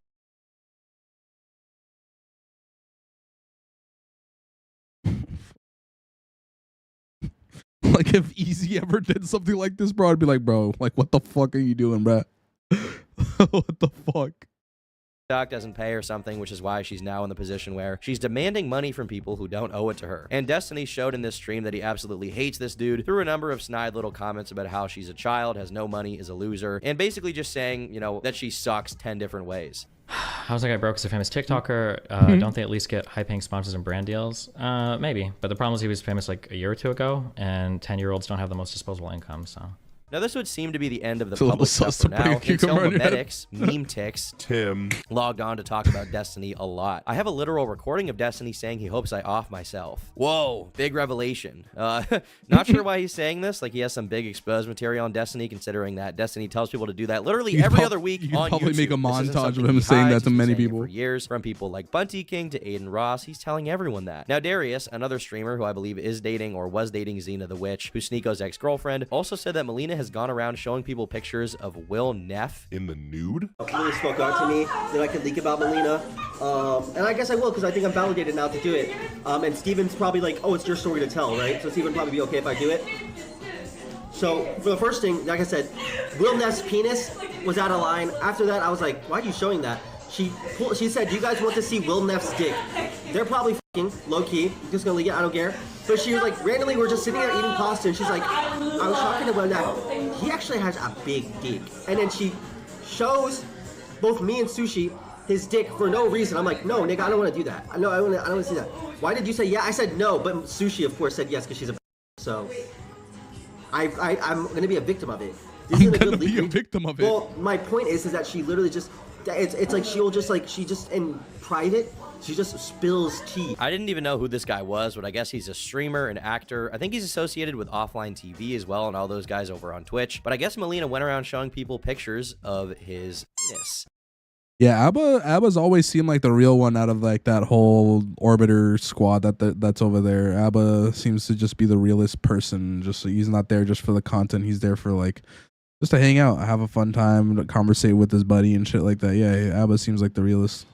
Swag to the max, super classy, so awesome. I guess private relationship details aren't the only thing she goes around showing people out of turn. After all this came out, Steven ended up doing a stream where he responded to Memetics, I'm forgetting my own pronunciation now, because he decided to run his mouth publicly about Melina and the divorce and everything that had happened. This all started because Memetics did an interview with a small YouTuber where he gave a bunch of details about himself and Melina, said Destiny called him the F slur, oh the horror, among a bunch of other claims. Yeah, but why cancel me for Rizicide when you literally wish the same upon someone else? I have literal recordings of Destiny saying he hopes I off myself. Bro is DMing his therapist as we speak. Time is money, chat, and I am spending time with Melina. Destiny then elaborates on how Melina had been inappropriately spreading his private details behind the scenes to her friends, even while they were still together, which is pretty two-faced and all around just shitty. I will never understand why some people just can't keep their mouth shut and have to do this childish stuff where they spread gossip like a little girl. If there are serious allegations involved, then that's one thing, obviously. You probably should tell someone that, but it seemed like she was just talking out of turn and volunteering information that never needed to be told to anyone, almost for the fun of it, purely. But also because she probably wanted someone to talk to about this stuff and misrepresent what happened to validate her own feelings on it all. Now, to be clear, I'm obviously biased towards Destiny. I think he probably is telling the truth more than Melina. You know, there could be some more validity to Melina's side, and we'll have to see if that comes out. But for now, I'm definitely swaying on Team Destiny in terms of commitment to the truth. Team Destiny. When Mel went back to Sweden, we'd been fighting over it like dumb shit. There were another group of, I thought it was only 2, but even as of today, I'm getting more DMs from friends. I had just had to burn basically 2 more friendships at the time because Mel had engaged in what I would consider to be incredibly inappropriate talk, where she decided to dump 5 years worth of problems onto mutual friends that we had, that I had like explicitly gone out of my way to share with Mel so that she wouldn't think anything weird was going on. And she decided to, vent completely to all these people. Yeah, so she goes back to Sweden. I'm coming off all that. I'm a little bit irritated. Whatever. As she's in Sweden, I think I'm streaming. She's doing her thing over there. Everything moves sideways for a couple months. As I'm here in the United States, Melina ends up meeting a new group of friends in Sweden that seem like pretty cool. She hangs out with them. Everything is cool. Sometimes Melina does this annoying thing where she's like, oh, I met these group of people. They're so cool. Like, it's cool because, they're all gay and platonic and they're dating other people. So there's no like relationship drama or blah, blah, blah. I'm like, okay, cool. That never lasts, but whatever, if you enjoy it. I think this was about 4 months ago. I think it was in early August. One of the friends that she'd made among some of the other friends was the Tim dude. And it's also around this time she meets Tim or Memetics. Now, a lot of people are posting like, how could she like this dude? Look at him. He's 120 pounds and looks like a girl. He's Chris from Mr. Beast. And I hate to break it to you guys, but I'm gonna red pill you guys, black pill, or maybe even white pill you guys on something. Depends on what. This kind of goes against the narrative. Men care about body count. Men will fuck anything. I mean, yeah, kind of. Yes, they will have sex with anyone, but not necessarily be in a relationship with them. But I could be wrong, as I am a woman. Oh my god, what? God. Perspective you're coming from. Yeah, I mean, you're not wrong, one. I mean, men be horn dogs out here, dude. Straight dogs. But I think body count doesn't completely go into like it can be a factor into knowing, hey, this person that slept around a lot, I'm not just going to completely exclude them, but let me just look into seeing why exactly it is that they have this high body count. It shouldn't be that surprising, but for a lot of girls, this is what they want. They like guys that look like this and they find them attractive. Bones, I don't even think you know what demisexual means, bro. Like, just stop. Not every girl, but they do exist. I can testify from firsthand experience because that was basically, me like 3 years ago. I wasn't wearing dresses, but I was like 140 pounds at 5'11", so I was pretty skinny. I was painting my nails and dressing like a little emo boy, and I was getting a considerable amount of female attention for like the first time in my life, around the time when I was 17 to like 19-ish years old, which is when I was at the peak of like the All right, you know what I mean by research. Like, come on.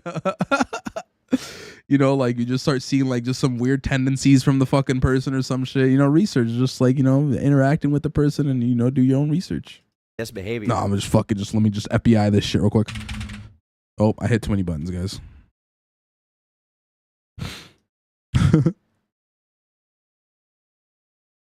Coming out of the woodworks, and I'm not saying I'm like super desired and sought after or whatever. I don't think I'm that attractive, but there's like a look that women associate with certain things, and they wanted that. I think women perceive you as like deep and emotionally in touch, which was not the case for me at the time. In fact, I was way more of an asshole than I am now. But the My Chemical Romance swag is definitely something that attracts a certain kind of girl, and I guess You're right that's about something that, Melina Alicia. Though that shit only matters online. wanted, as opposed to Destiny, who just sort of dresses and looks like an average guy. You wouldn't assume he listens to a lot of post-hardcore and hyperpop. Okay, Destiny, you need to listen to way more Young Lean, okay? That's the problem. Now, I would not recommend being like this meme ticks, memetics guy, because I think it's G-A-Y. Not homosexual, really, just kind of unswag. Major unswag. I think everyone should do what I'm doing now and go to the gym and try to get giant and massive. Not for female attention, but because it will make your life genuinely better and your mental state and everything will improve far more. Productivity improves way more than when you're centering your life and your appearance on like music taste and like, it's just bad. It's bad. But there is a kind of girl who likes these small twinkish cryptids that look like they spend all day huffing window cleaner, and I guess that's what Melina likes right now, and that's what she wants, and she definitely ended up getting it. But at the time they started talking, Melina ends up getting in a relationship. Well, you're not gonna say it to the fucking person. Shit, what the fuck? With memetics at the same time that she was married to Destiny. And eventually, you know, surprise, surprise, Tim ends up cheating on the girl that he's with, Smell, and then a couple. Oh god, now let me read this with caution here. Whatever one put here. A woman is carrying a baby for 9 months and shooting it out. There's their hoo-ha, having a monthly cycle and living in a world looking over your shoulder every 5 minutes. Wait, what? Wait, what? Okay. A couple days later, they're like officially dating. I don't know what And that. she's like, "Oh my god, you'll never believe this." Blah blah blah blah blah. And I'm like, wow, I can't believe it. Who would have saw that coming? Also, as a quick heads up, because Tim might be getting super mindful right now, because I can tell by the way that he types in chat. Melina is, I don't know what changed, but in the past 6 months, at least, Melina starts to lie a lot. So I think one of the reasons why Tim has been so confident in attacking me is because he has no idea how much I know about him, because Melina probably tells him, "Oh no, I don't talk to Steven about you really at all." That's my guess. I could be wrong, but I can't see how he could have so much confidence coming at me with so many things, considering how many stupid things I know about this guy, which is funny and tragic at the same time, I guess. But whatever. But Tim, or memetics, gets very clingy and very attached to Melina, which is a tough position to be in because she's polyamorous and is married to another dude who she is like very with and sees all the time and travels with like, you know, all year. And so it's kind of a tough spot to be in. Initially, like, I'm kind of like, well, okay, it seems kind of weird that when we've talked, you talk about how like cheating is like the most like horrible thing and blah blah blah, but like this guy did this to his girlfriend and now you guys hang out, whatever, you know, hey, knock us about, have fun. I'd say like in the first month of their kind of like hanging out, she tells me like a couple weird things, and we kind of like joke because Melina and Tim are kind of like me and Melina, and that the Tim guy is like ultra clingy and Melina is more kind of the one who like wants a little bit more space.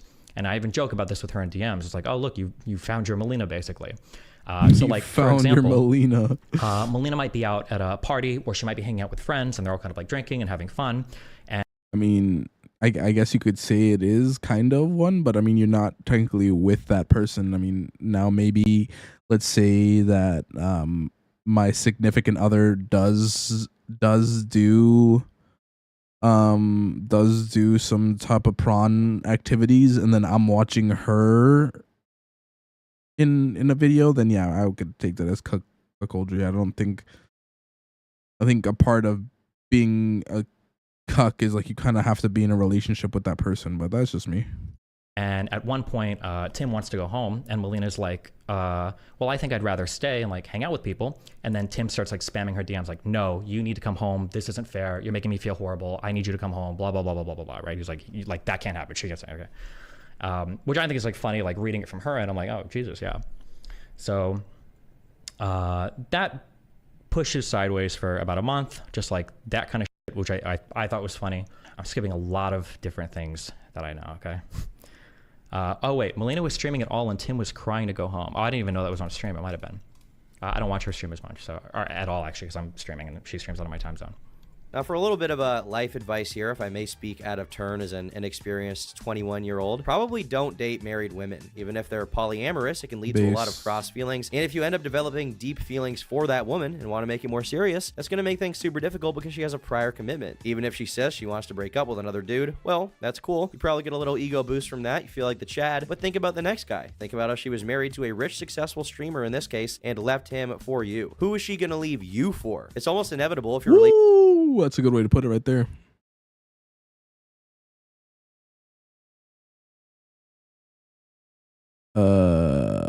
Yeah, I got you, Easy. Just give me a moment. Relationship is built on a rebound and this weird shaky situation that she'll go to someone else eventually, especially if she's already like polyamorous. Like, is that not a red flag for some people? Funnily enough, according to independent, unverified sources, Memetics already cheated on Melina. We're about to take off. She's like super upset. And then I'm trying to figure out at the end of the day, like, what's going on or why you're upset. Like, you know, I think we're, you know, we know what we're doing at least, right? And she's like, I don't want to tell you. It's embarrassing. I'm like, what do you mean it's embarrassing? What's going on? And she, basically I find out that over the last 8 hours, I guess like Tim was cheating on her, okay, with some random girl that he brought to her apartment, said he loved her, blah, blah, blah. Should be good, Melina's Mr. super Easy. upset about this. And I'm thinking like, okay, well, I thought this would take at least a few more months, but whatever. And so it's like, oh, well, that sucks. But what did you think was going to happen here? It started with an open marriage. Why would it progress or end any differently than weird, fucked up emotions and basically like a star-crossed lovers type? Yeah, Alicia, Destiny, like, yeah, pretty much like he goes like, yo, I'm not going to talk about it a lot. But then he starts going into a lot of different information and stuff like that. A lot of tea that, I mean, just like you said, I mean, his whole relationship's out there in public, so it's kind of one of those things that was inevitable to happen. Like, it's just is what it is. Type thing. A Star of David at this point with how complicated things are getting here and the amount of points on that star with people getting roped in. So many people are involved in this big mess. And while they were still together, Memetic starts messaging Melina saying she needs her to leave Destiny for them to stay together. And she's at Destiny's apartment, and obviously I think he's back in Sweden at the time, so he's kind of going crazy thinking about the fact that he like is alone in his apartment while she's over there alone with Destiny with her richer, more successful husband, probably slobbing some knob or something like that. So the day of the her passport coming back comes. I think I'm like streaming because, of course, because I'm traveling. I'm pretty sure Hamas got the fucking, you know, klaxons blaring. Destiny's out of town. We need to operate or execute, you know, October 7th. Because I think it was around then. I think she got her passport back. What? Probably like October 10th or 11th. Obviously. I'm hanging out at the apartment. Melina comes back from the courthouse to get her stuff. She comes into the apartment and she's super stressed. And I already know, okay, because it's not even that I can read the future. It's that I am an empath. I already know what's happened, okay? I absolutely know what's going on. Also, let me explain right here, okay? Because I can't believe this is the case. But Tim and Melina, I think, are clinging on to this fact that Tim didn't actually threaten to kill himself if Melina didn't leave me, okay? If you want to get like hyper specific and hyper pedantic, that is true. Allow me to explain. So Melina comes upstairs. She's super stressed. And eventually she sits down on the couch. And I'm like, how's it going? And I can tell that she's super frazzled. Like I said, I already know like what's happened. And she says, I have a difficult decision to make. So I'm like, yeah, okay. Obviously. So we start chatting for a bit, and Melina's like, Tim just gave me an ultimatum. And I'm like, yeah, obviously, because you got your passport back. Obviously, he said he's been cool with everything up till now, but it's because you didn't have your passport. So he can obviously say these cool things, but as long as you're like locked in Sweden, it doesn't really matter what he says. He knows you're not going anywhere, right? So Melina tells me, I was outside. We were walking back to the apartment after I got my passport back. This was in Sweden, yeah. We were walking back to my apartment after I got my passport back. And Tim gave me an ultimatum right outside my apartment on the street. And I'm like, what did he say? And she's like, Tim said that Steven is just way too toxic for you and he can't stand to see me in so much pain. So I either have to divorce you or I have to leave him. And I'm like, wow, well, what'd you tell him? No, And she's like, what'd you well, I don't say? know. I was super stunned because he said he's never done this before. And then Tim claimed that that's the fucking that's like the cheating thing. Yeah. Oh my god, baby, I'm sorry I cheated on you. I've never done this before ever in my life. Oh, just take me back, please. I've never done this. This is the one mistake. I just needed to, just really know that I wanted you. Oh yeah. a few of Melina's friends had said that he'd talked to. A few of her friends had said, yeah, they definitely need to break up. They're way too toxic. It's a horrible relationship. And Melina said, well, my friends have never told me that before.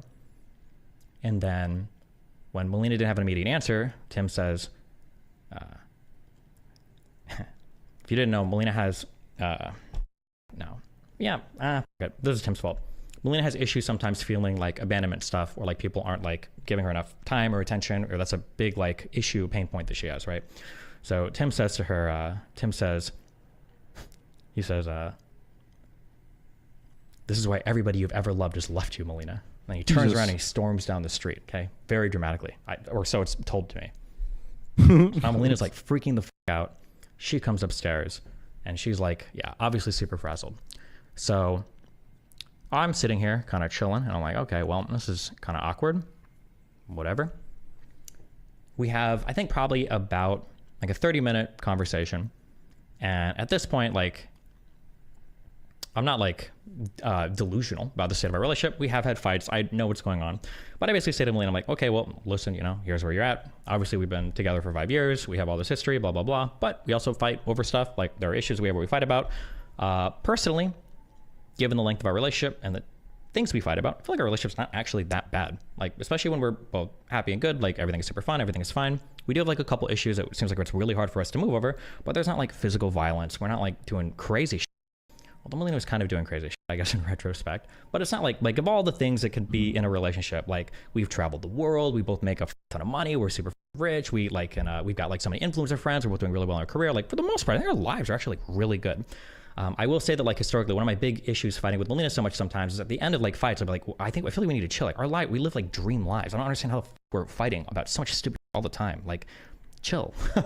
But I mean, also, maybe I'm downplaying like my bad contributions to the relationship. That could be fair too. Okay, yeah, I know Brittany will jump onto that one. So we have like about a 30 to 60 minute talk where I'm like, yeah, so here's the issues of our relationship. If you want to cut it here and you want to try your shit in Sweden, like we can do that if you want. But I mean, like also with the Tim stuff, like it's pretty scary. You've only known this guy for 2 months, and you've only known this guy for 2 months, and he's already done a few things that are like really fucking weird. So there could be a lot more. Giving I mean, you an it's up to you. ultimatum, So telling you to I sat for a little bit. I think leave she your kind of husband. thought about it for a little bit. I think we called a third party to chat about it a little bit, and then after a little while, because at this point, I already kind of had a vision of like who Tim was in my head. But after this, now I know everything. I completely understand. Like I understand this archetype of guy. I've joked in the past that like these are the most threatening people for me because they have infinite time to dump onto a woman and then use like weird mind tricks, emotional, manipulative, whatever. And this seems to be a big point of contention. Destiny has a job, he works a lot, and is a very independent person. Melina is more independent than the average person, but she does want a partner she can spend a lot of time with and just be with a lot of the time. But Medix is not close to either of them in this way. He apparently wants to spend every waking second with Melina. And that sounds nice on paper or in movies, but for an actual relationship to succeed, I don't think you can be spending every second with one person. It drives you crazy. You don't need to have an open relationship, but there is reality to the statement that there's too much of a good thing. If every waking second is spent with one person, you're probably going to start to get sick of them and things get unhealthy. But Medix wants every moment to be with Melina because he wants her all to himself. And if you're that kind of person, things get especially dicey because the person he wants to be with is in an open marriage. She's still married to someone else. How can you expect undivided attention from someone like that? You can't, is the answer, obviously. But Tim ends up making an ultimatum to Melina saying he needs to be with her, he needs her to break up with Destiny so they can just be together, and he says that he's feeling Sue of Sidal because of the situation. He's sort of pushing the idea that he may do something really bad if she doesn't just be with him. As time goes on, this relationship between Destiny and Melina continues to fall apart as she's torn between two people, and obviously we know who she picked in the end. After running through the story of how things fell apart, Destiny finally responds to what Tim had claimed in the interview with a drama YouTuber. Tim had claimed Destiny was lying about him publicly. He never said he would off himself. That's just not true. It's not true. And so Destiny brought out receipts of Melina confirming pretty much the entire story from Steven's perspective, where she admitted it all. She said that Tim was having a mental breakdown. He was like having, crazy thoughts, being too possessive, and she didn't really like that. If I put out a claim and somebody says that if I put out a claim and nobody wants to contradict it, then I'm pretty sure my claim is true. If I put out a claim and somebody wants to fight against that claim and they say, well, that's not true, then okay, then I guess we'll, go for evidence. I unfortunately don't have access to Melina and Tim's cell phones, so I can't prove that those texts were sent. However, Melina has talked to so many people about this, but unfortunately, I think she's lied to Tim about who she's talked to. Yep. So, for instance, Melina was really irritated when I was reaching out to mutual friends, and she had a conversation with some of her other friends. He's talking about Tim because Tim went dramatic a month ago and stuff. He's been a little dramatic since, but he's been improving all the time. I don't find it abusive. I think Steven has made me feel 100 times worse by his actions. So it feels so weird that he has so many opinions right now. And then Melina says, Tim had a breakdown a month ago where he gave me an ultimatum. When I didn't take the option he wanted me to, he had a breakdown where he said that he was suicidal. After that, he tried to beg me to come over. I said no, but he didn't really respect it. And he heading into work, Alicia. No, not work. Kept pushing, etc. After that, he chilled out. When I was at TwitchCon, he went off on me saying that poly was bad for kids. He took it back when I said that he was acting manipulative. Later that week, he invited a girl over that I really wanted to see, and it seemed like he only did it to get a reaction out of me. He apologized for it, and we all hung out, and it was fine. I also found out that he had talked some bad stuff about me behind my back to a close friend of mine, which felt a bit controlling. After that, he had one more breakdown when I had to work instead of hanging out with him like I promised. That's like the worst things pretty much, so I understand. But things have gotten better. He says that he wants to change and get better. He apologizes and recognizes his mistakes. Nah, I feel it, Alicia. I feel it. The bills got to get paid somehow. Says he's learning and he wants to be good. And I see improvement every day, and that's what I'll go by. Then there's plenty of things that he brings to my life that makes me happy. All right, give me a minute, guys. I'm gonna hit the washroom, as Easy likes to call it, where apparently you wash. That's the only thing that it's meant for, is just to wash, apparently. But I'm gonna go get the washroom and then grab a drink real quick. I'll be right back.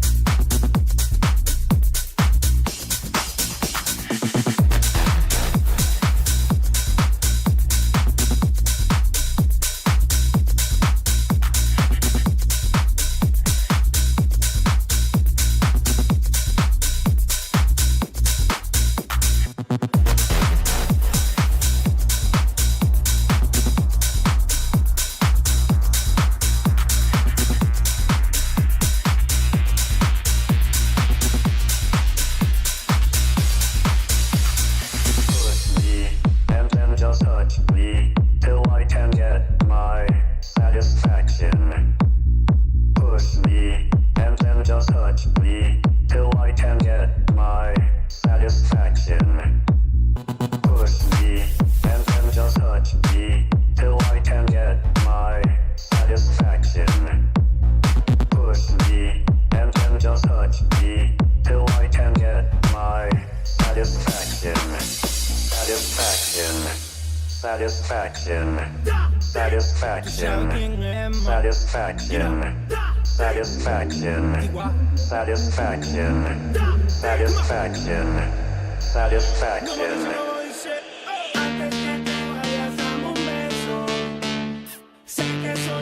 Alright, I'm back. I think I'm gonna get off of this Destiny drama for a little bit. I think I'm gonna watch a couple of some other videos. I think a lot of us kind of know exactly what's going down. Melina's a conniving bitch. But yeah. I wanted to cover this other streamer, Jack Doherty, a bit, just to show you some of his fucking dumbass shit that he's been doing lately. So, I'm gonna go over that a little bit. Yeah, it's because the music's popping, Poppy. Can't turn down the music, we're jamming right now.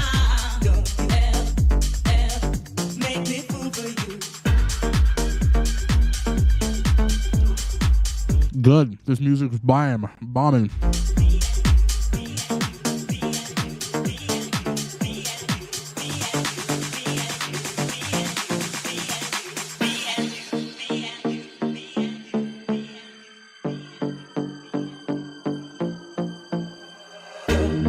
Try to make me fool for you, fool for you, fool for you, fool for you. Don't ever try to get me down. Yeah, No, Dave, you're just mad that the potato has. Dave, you're just mad because the potato's got more moves than you, buddy. Nunca lo olvides, te sigo amando. Hasta la muerte aquí estaré esperando por siempre. Let's get some emotes in the chat. Let's get this screen dancing. Get some emotes in there.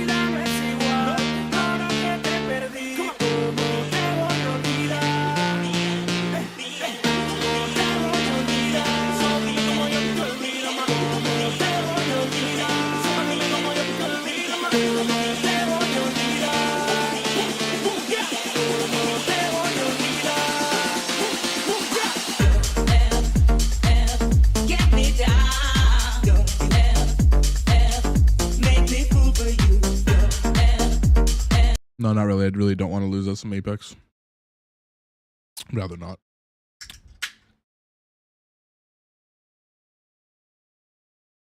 Hey, look at him go. I don't know why I didn't get Alicia's dancing ones, but that was weird. You guys are cool. You guys are amazing. All right.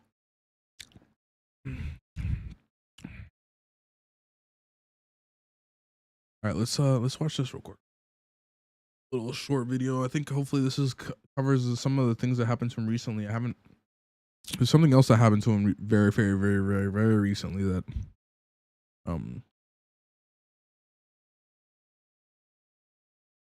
yeah, we'll have to see.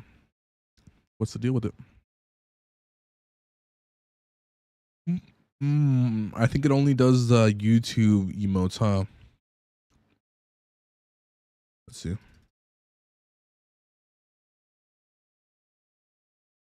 Kind of lame if that's all it does. Yeah. Yeah, it only does YouTube emotes. I think. Is lame.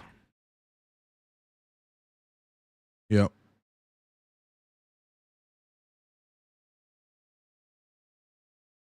Yep, only YouTube emotes.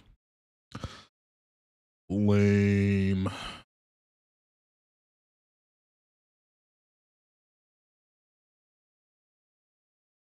All right, let's get into this. I'm wrapping up 2023 with the season finale, my own little YouTube rewind, where I go back through the internet's most insufferable worms from this year that I haven't previously covered, and I make fun of them now. Yesterday, it was Illuminati on the chopping block. Today, we're shooting spitballs at Jack Doherty. Jack Doherty's infamy online reached its crescendo about a month ago, hitting its peak, mainly because he became known as just this punching bag. His face was a knuckle sandwich magnet, so most of his viral clips were him getting slapped or being involved in some kind of fight that broke out, because he truly is just an insufferable asshole to be around. Now, make no mistake, don't misconstrue my words, Jack Doherty isn't the one fighting. He's the one getting beat like a drum, and I don't think I've ever seen him throw anything beyond one wet noodle punch. One wet noodle punch. He usually has his bodyguards fight his battles for him, with conflicts that he starts and instigates, but he's around fights all the time. It's just, when you get near Jack Doherty, it's like a Dementor. Cool. It sucks the fun out of everything, and everyone Who cares if he bought a Lambo? Yours cool. gets uncomfortable and mad at him. He just has this indescribable And I bought a pack of crayons yesterday. Woo, whoop-de-doo. X-Men mutation about him that makes him impossible to be around while also being in a good mood. So I'm going to go ahead and show you his most viral clip that ever came out from him, the legacy for which he will always be remembered. This is his magnum opus. Go.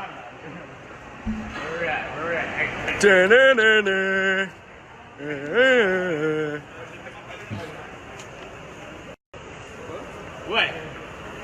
Little Prompt, what you gonna do? What you gonna do, Little Prompt? Yeah. Yeah. This is Jack's iconic shtick, where he walks around causing a ruckus, just being this menace to society, harassing people, and then trying to get a rise out of them. The second someone looks like they're ready to get confrontational with Jack, he has his security guards swoop in and stop it, just put the kibosh on it immediately. He travels with his bodyguards that are basically his babysitters, his nannies, really his guardian angels. They're the only thing that's kept him alive this long, because he is such a piece of shit. Everybody wants to fight him when he does things like this, but his bodyguards protect him. And he still has the gall, the fucking chutzpah, to stand behind his bodyguards, peek his head over, and continue to insult the person. He actually looks like a cartoon villain out of Popeye. Like, look at the way he conducts himself. It's so bad. This would be the most embarrassing moment to somebody else, but for Jack, it's his proudest moment. Now, when it comes to insulting Jack Dorky here, I actually have skin in this game. Just like an 80s action movie tagline, this time it's personal. When I say he is insufferable to be around, I'm not just basing that off of the videos I see of him. I actually know Jack Doherty in real life. In fact, he was in one of my videos 4 years ago, but you probably didn't know that because I did my absolute best to edit him out of it. It's from a video 4 years ago when the local Tampa Police Department challenged me to complete their police academy. This was during the time where I was watching live PD and talking about police activity, making jokes about it. They invited me out there to try it myself.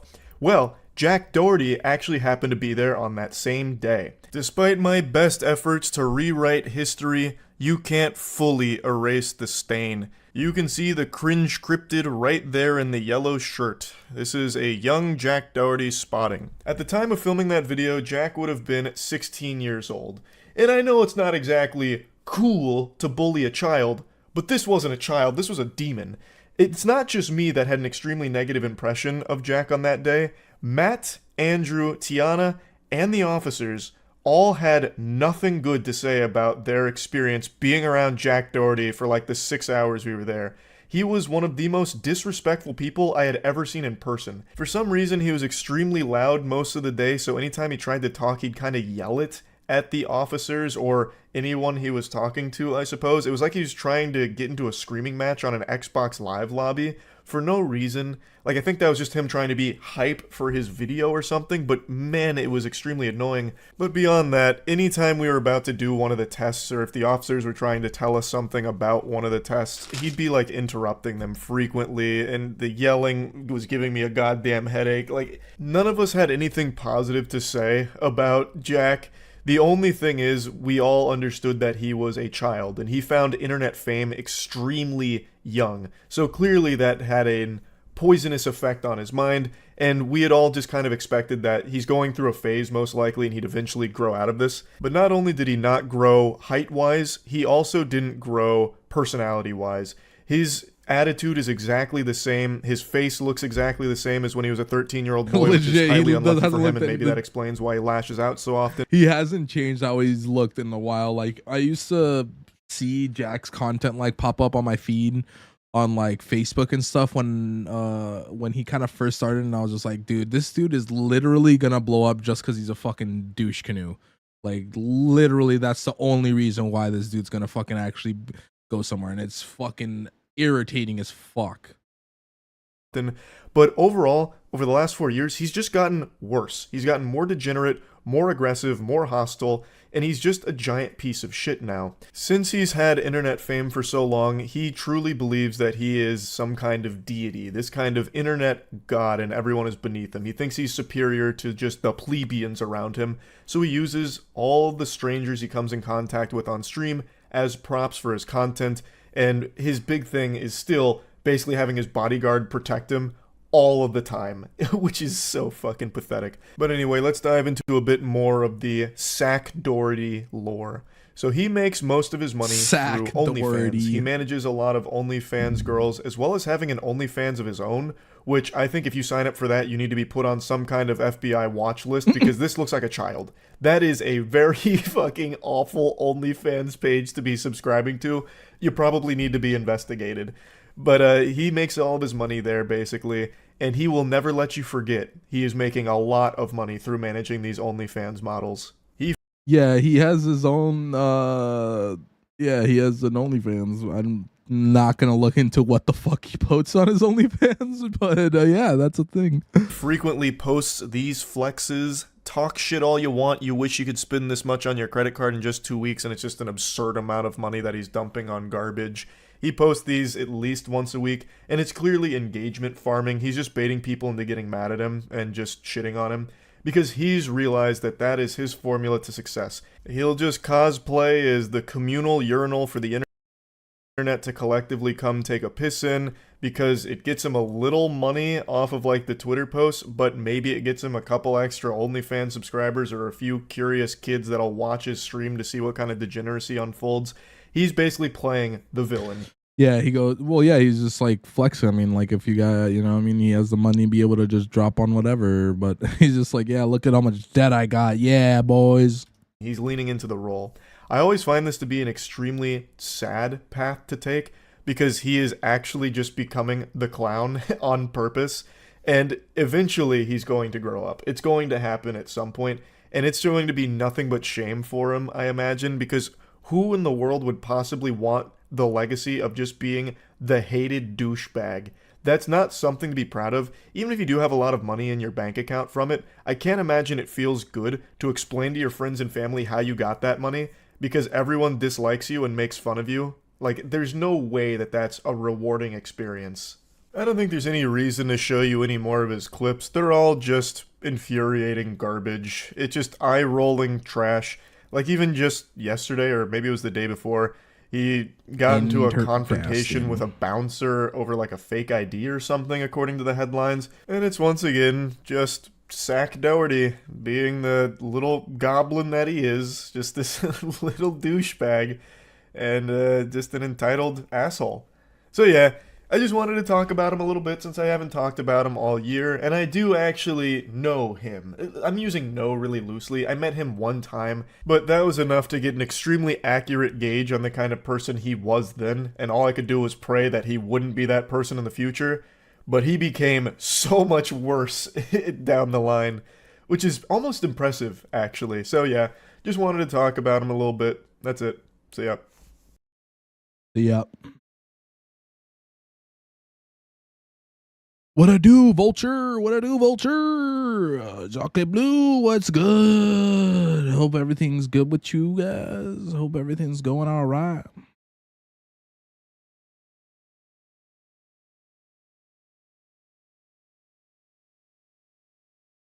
Trying to see what this Fight's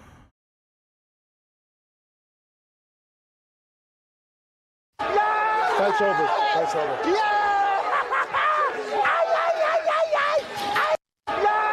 Bro, that's just insane. 10,000 people like this shit. That is crazy. Kick streamers Jack Doherty. That. Oh shit. Yeah, hell yeah, let's go. Hell yeah. Oh my shit, yo, change the mic. Don't go out. Oh wait, this guy blocked me. Yo, it's the island fact. That was a good line. Go back up real quick. That's why you got punched in the face. That's why you your brother with the carrot.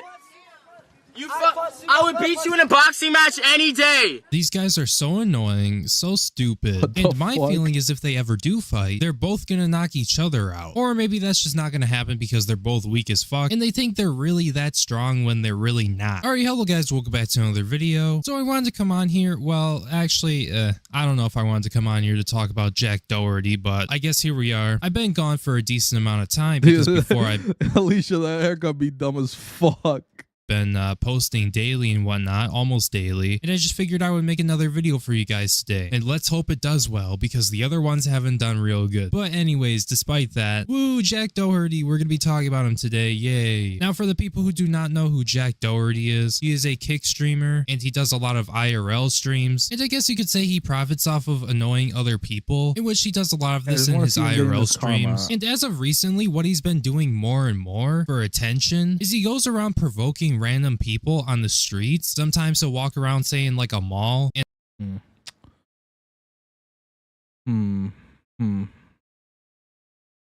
Mr. Beast? What does Mr. Beast have to do with this? I'm lost now.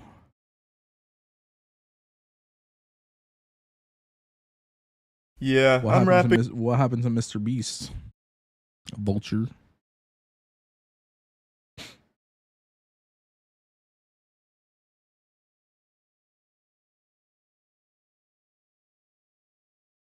Who is the most Oh god, this Twitch shit is actually kind of crazy. Influential streamer on Twitch right now? This is an argument that a lot of people like to engage in. It becomes this ferocious debate, and most people usually go to like the top sub channels or the channels with the most viewers. So you'll have people talking about XQC being the face of Twitch, or Kai Cenat, or Jinxie. However, if you ask me, I think the most influential streamer on Twitch right now is Morgpie. She defines the meta on Twitch. She is the primordial soup from which the meta evolves from. It's like that scene in Prometheus where they have the engineer drink that shit and then it basically seeds life on Earth. That is her to the sexual content community on Twitch. And she is so powerful that the Twitch policy team has to constantly be monitoring her at her mercy, basically. She has the Twitch meta wrapped around her finger when it comes to this niche of content. You probably know her name because she was the pioneer that innovated the topless meta, the implied nudity meta, which went hog wild. This was so big that the Twitch policy team actually had to come forward and make a statement and a guidelines update kind of addressing all of these things. She did receive a... Wait, which guy calling you a pussy, Lauren? Which guy? Jack or Charlie? I need to know which one. Ban for it, but like Michael Jordan in his prime, you can't stop Morgpie. You can only hope to contain her. She's actually received 6 bans so far, 4 of which came within a month of each other. There's been 2 in December alone, and she's showing no signs of slowing down. It's like Galactus. She's on a rampage right now, looking for new ways to innovate in the sexual content on Twitch. Now, like, I would just like Charlie, like he's like 5'4", like little tiny dude, has the most monotone fucking voice ever, but he has some good humor to him. She also, shortly after being unbanned, engaged in a new emerging meta that also blew up called the censored black bar meta, where streamers would be assumed nude and have black bars over their genitals. And this was another meta for which she participated and helped elevate to new heights. And it got so big that Boogie actually went on stream just completely naked, just stripped down to his bare necessities here, his birthday suit. His explanation for this head-scratching display was that his body self-censors itself. Because his gut hangs down so low, you can't see his wiener or his scrotum or anything like that. His nutsack is... Well, I mean, doesn't it work? Doesn't it work that way too, Lauren? I mean, like, you can't see anything. So it works, right? Fully hidden. So if the black bars on nude streamers are permissible on Twitch, then him being completely naked should be permissible because you can't see anything. He did receive a ban for it, and I believe other streamers that were engaging in this censor bar meta also received a ban for it. But Morgpie has been unbanned again, and she immediately hopped back on the saddle with another wacky idea here. She's like the Jimmy Neutron of sexual content on Twitch, just constantly having these brain blasts for new things to try. And I just have to show you this most recent one because it is just downright comical. Oh my god. Like Jesus, what? Like just like the fucking ass mirror and everything, fucking shake weight. What is happening here? There is just so much going on here, so many layers to this onion to pick apart. This is like a Rube Goldberg machine of sexual content. I don't even know where to begin. So let's just start with the visuals here. There's so much here in this one frame. Let's focus our attention on the very tiny kiddie pool behind her. The smallest pool that Walmart has ever offered. It's a fucking kiddie pool for ants. It's like 1 foot by 1 foot, and she has like the littlest amount of water in there. Like 2 glasses worth of water in there, basically. But the reason that's there is because Twitch has a policy where you can't be in like a bikini or a bathing suit unless there's a... How is this my fault? One, you gotta just learn some self-control, buddy. Pool in proximity, so that's her way around that so she can get in the hot tubs category. She then also has a mirror positioned behind her so you can see her ass jiggling on the earthquake machine that she's balancing on. I don't think that's a toaster, but it is kind of sketch. Don't exactly know what that device is, the Ass Jiggler 5000. She's going to town on a shake weight, and then she also has a small piece of paper with her Twitch link there, her username, twitch.tv/Morgpie. That's there because she knows these clips go viral on Twitter, so it's easy marketing and easy advertisement, so that way you can immediately see where it comes from. Reading the signs of my body. I want tonight, no hits don't lie. Not a lumberjack, thank you for the prime. Consider yourself lucky. Like, she literally just did that to shake her tits. Like, what the fuck? We're bearing witness to a once-in-a-generation savant, a genius in the laboratory, cooking up a brand new meta right before our eyes. So that's kind of the whole gist of it. Stand on top of the whole body vibrator, shaking the shake weight, and then thanking subs by, you know, getting the thangs thangin'. Getting the thangs that's thangin'. the idea behind it. This is still brand new, so it hasn't caught fire yet. But we'll see. We'll see if this one catches on the same way the topless and censor bar meta did. Jesus, but at the end of the Voltron, didn't you know day, that? this really is a Twitch itself problem. They don't crack down on any of this in any meaningful way. They give like a day ban, like a 24-hour, 48-hour, 72-hour ban for this. And that's Damn, you guys are all fucking coomers in here, aren't you? Holy shit. not like a really severe punishment. She is one of the fastest growing channels on Twitch because of doing these things, so she's not going to stop. Why would she? It really is a classic case of don't hate the player, hate the game. And the game is, they're not even playing the game. Twitch is just so hands off on all this. They seem to roll back that artistic nudity policy almost immediately and then called it quits. Like, it doesn't seem like this kind of content they want there, because they do keep issuing short bans, but they don't take any real stance and they don't make any statements on it. So why would Morgpie or any of the other streamers stop doing it? It makes them a ton of money. It grows all of their socials wildly fast. Why are my eyes like what? Like on a potato? Like, because they are. I don't know what you mean by that. And again, if Twitch isn't saying anything or doing anything to stop it, then obviously they're not going to stop providing this content to the platform, because it makes them so much My eyes like money. Now, are my eyes like disappearing or something? Green makeup? What are you guys talking about? I'm so confused now.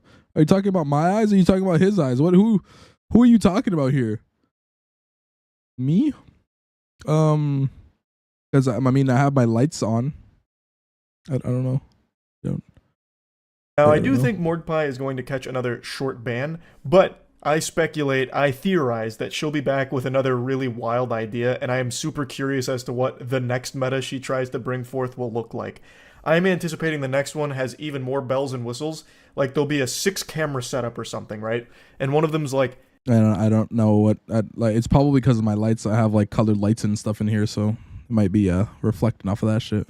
An endoscopy cam, so you can actually see her vocal folds when she says thank you to the subs or something. Like, I'm just now very curious as to like her think tank that is coming up with these ideas, because this one is so wild to me.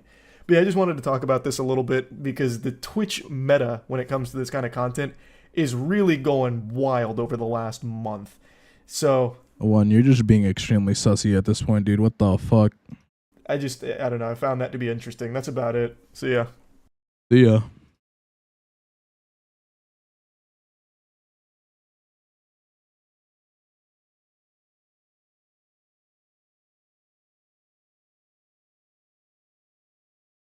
No, it's not a new thing. It's just it's starting to concern me every day. Starting to concern me day by day. One concern me more and more.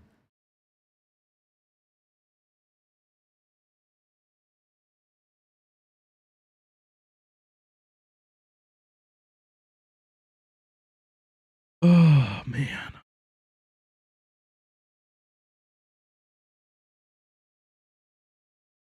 You guys got any suggestions? Any suggestions?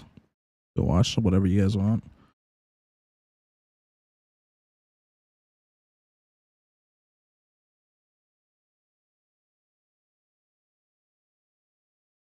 One is always sus and he always hates me.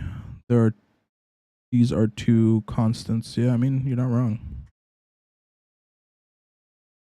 Jesus. Oh man.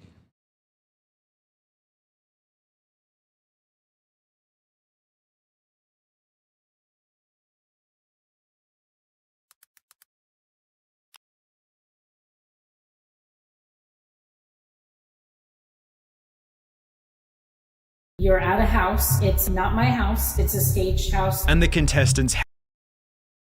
This Pimp My Ride was fake. 80% of it. We'll see what that is. DJ Dablez underwear to guide. What the fuck? What even is that?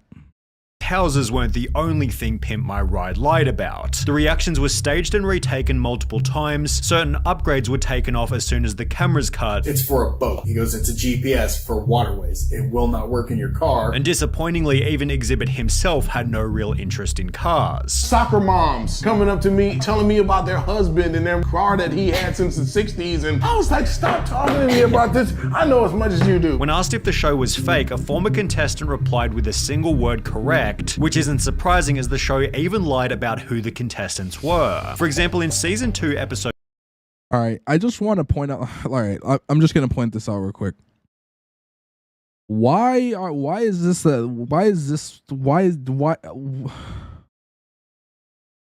that I look this up and all I get is a whole bunch of underwear stuff, bro? I don't want to watch that. Vulture, what the fuck are you suggesting to me, bro? What is this? Episode 10, Brooke was introduced as a 22-year-old film lover working hard to go to grad school, which had been fabricated by the producers as she was actually a 25-year-old cocktail waitress planning to move back to New York. The reason for this, as explained by Jake from season 3, was because Pimp My Ride only picked people in their early 20s. There was a strict age limit of 22 years old. Confirming that the show was lying about contestants' details before filming had even started. In the first 30 seconds of each episode, Exhibit emphasizes that each contestant doesn't know they're about to get picked. I don't even want to know what the fuck you're suggesting to me, bro. Oh my god.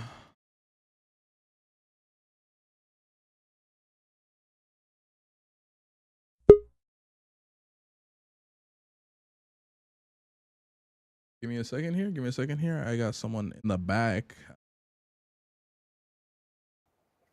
What to do, Mr. Yo. Good.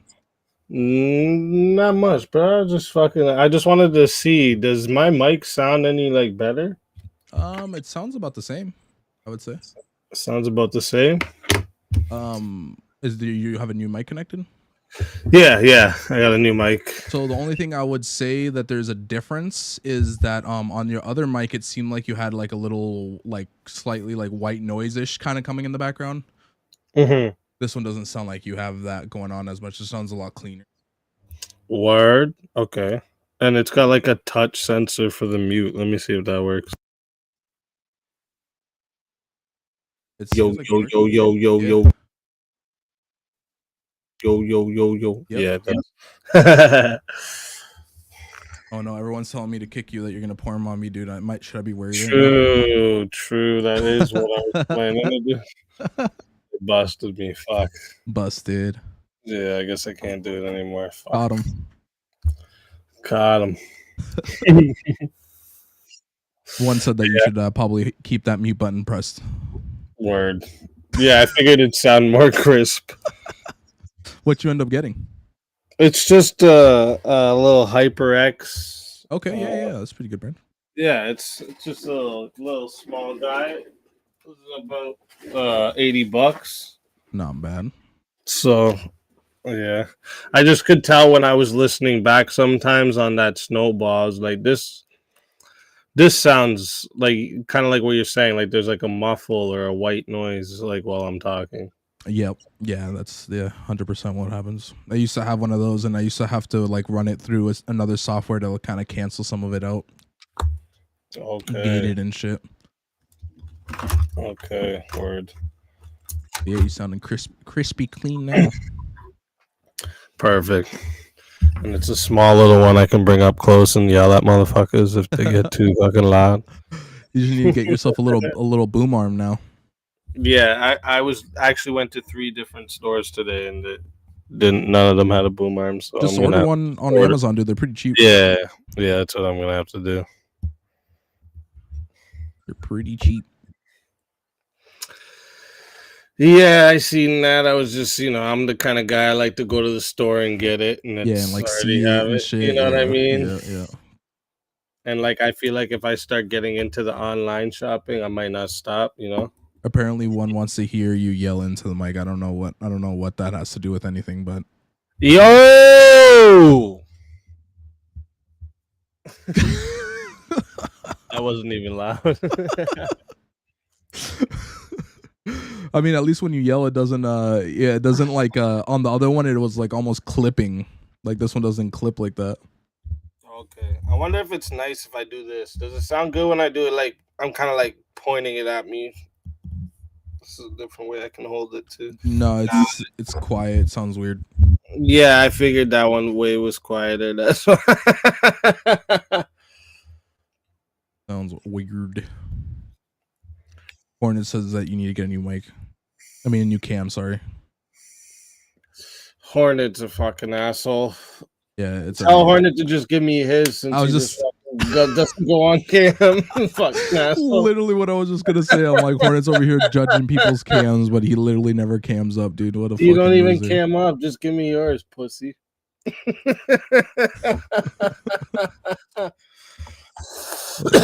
Hornet helped pick the cam and then went and bought it. Never uses it. No, actually, I did look for a good camera today too, but I just didn't find one that's like. I guess I'm gonna just have to order the one that Hornet showed me too. I guess I'm just gonna have to cave and order shit. Yeah, it'd be like that. You guys don't have like micro centers or anything out there, huh?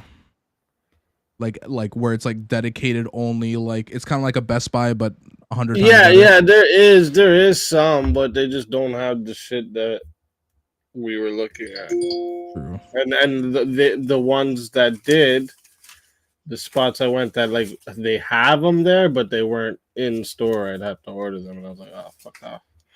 I could have just ordered this at home. Yeah. Same thing. Yeah. I like that this mic can do the mute from the mic too. Like I don't have to mute on here anymore. So like that's actually one of the reasons I wanted a new mic. I thought you could do that with the Snowball. I thought you just tap the top of it. Nah, don't even tell me that, because if that's what it was this whole time, bro, I'll be pissed. Yeah. If that's what it was this whole time, I'll be pissed, bro. I'm not even plugging in I put my Snowball away in case this one fucking ever does something. But I'll be fucking pissed. No, there isn't. I thought there was a mute button on. How bad is that when I bang my desk? It sounds the same. It's not as bad, but you can still hear it. Yeah, it's got this little stand, but it's not like it doesn't have the like bounce. You know what I'm trying to say?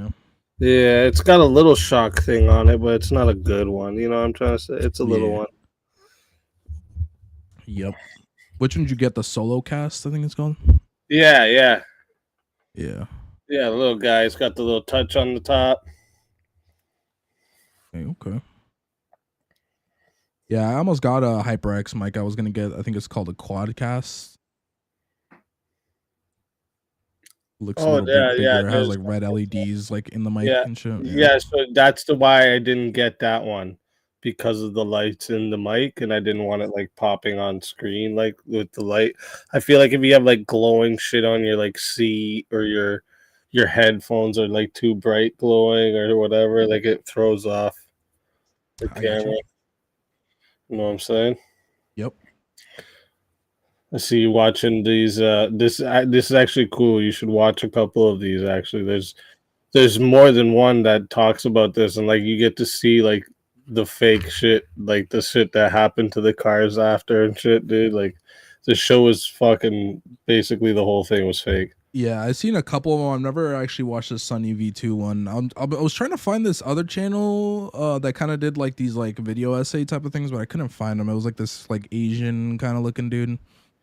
Oh, you're talking about I don't remember his name though. Oh fuck! It's not Johnny something. Yeah, I really couldn't remember. I was like, man, I can't remember what this dude's name was, and I know he had some pretty good shit. Just some shit, just random shit in general. Oh, fuck! I know who you're talking about now. Like, I mean, I know who you. Oh, fuck! What's his name? Fuck. How do I I feel like it's Johnny something. Yeah, I think you're right on that. That it is Johnny something. How do you like make smaller the selection like on the screen for display capture? What's the button for control? No. Like where you wanted to clip a certain piece off on OBS. You know what I'm trying to say? Like I'm like capturing StreamYard, but I only wanted to capture a certain part of StreamYard. Oh, so yeah, so like you would do so if you don't want to do if I would do it. Do you have it on a different monitor than everything else? Yeah. Well, yeah, but I have other stuff on that monitor too. Yeah, I was gonna say you got to take everything off the monitor, hit a display, and then crop it to the. Yeah, how do you crop it? You use Option. You hold Option while you're doing the crop, and you can. Oh, there we go. I found it. Where you would make it smaller, you hit Option instead. I got it. Lit. Oh, what the fuck is that guy's name? I'm gonna get actually. Yeah, I spent a bit like fucking. I spent a bit looking for him because I found that dude through XQC, and I was like, all right, let me start looking through XQC's React channel and see if I can fucking find him. But yeah. If you just search, oh fuck, I think it's like. Let me see something. 1 sec. I think I'm actually subbed to him in a different channel.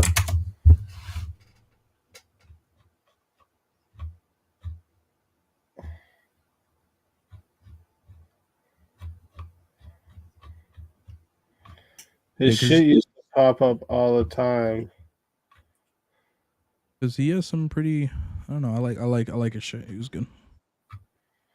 Yeah, and like the weird thing is he figured out like a cheat code because like he used to do the whole videos, but then he started to the point where he would do just the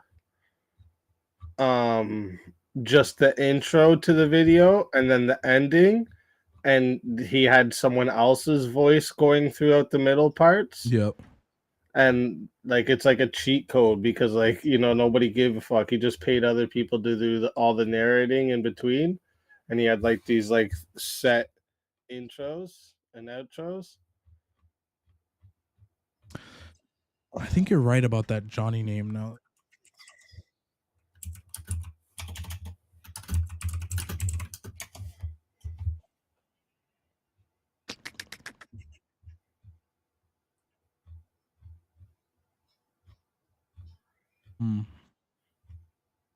I'll have to try to find him later. I wonder if he's still like.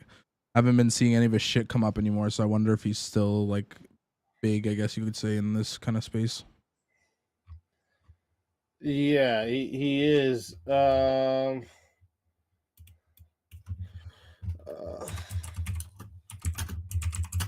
heard you went up on Flow States this morning with Shazzy. How'd that go?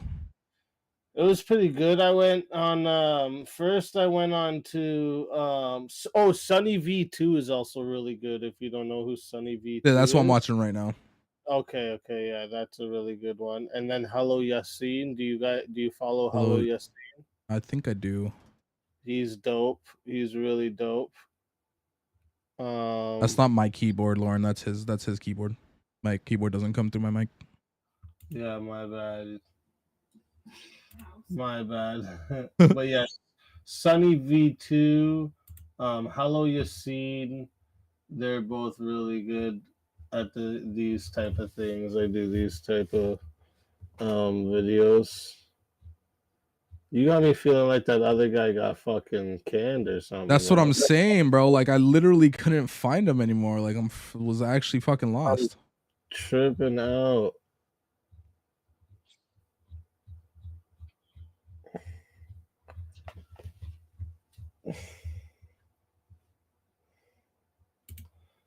Wow.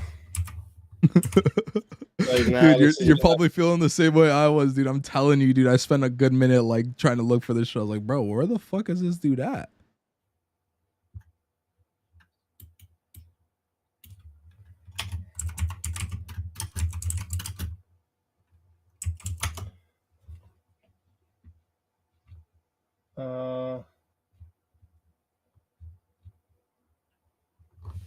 It's kind of weird that fucking Turkey Tom covered Cyrax. You think it's weird? Yeah. Like, cause like Turkey Tom's big. Yeah, but there was a lot, dude. There's so many people covering Zyrax. I feel like he just had to at least put something out on him to catch a little bit of it. Yeah, I guess I get what you're saying. Yeah.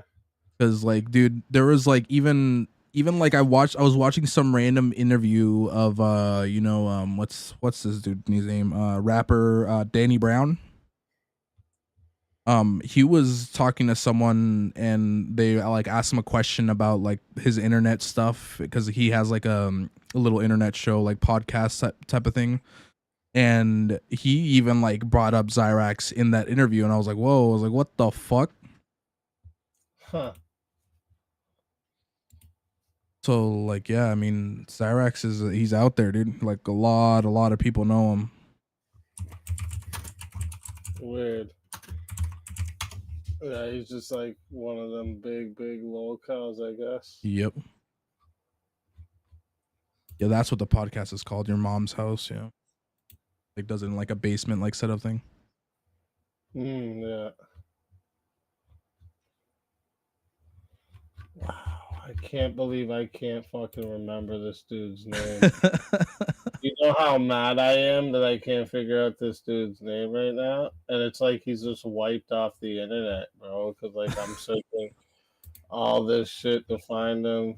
I'm trying to remember what it was that he was covering that I remember watching him on because I used to watch a lot of his videos. And yeah, it just wasn't clicking. Didn't really get it. That's so weird, dude.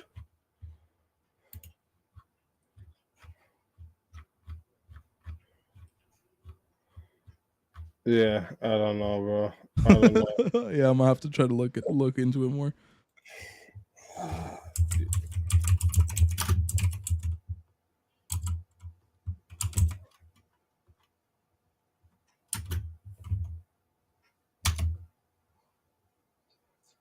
It's just too good. I'm like legit. I'm gonna have to do a deep dive on fucking finding this dude. I don't know why. Like after you say that he got wiped out or something, I don't know why I think there was something that came out about him about something, and now I'm like super curious as far as like if I'm just being fucking crazy or what it is.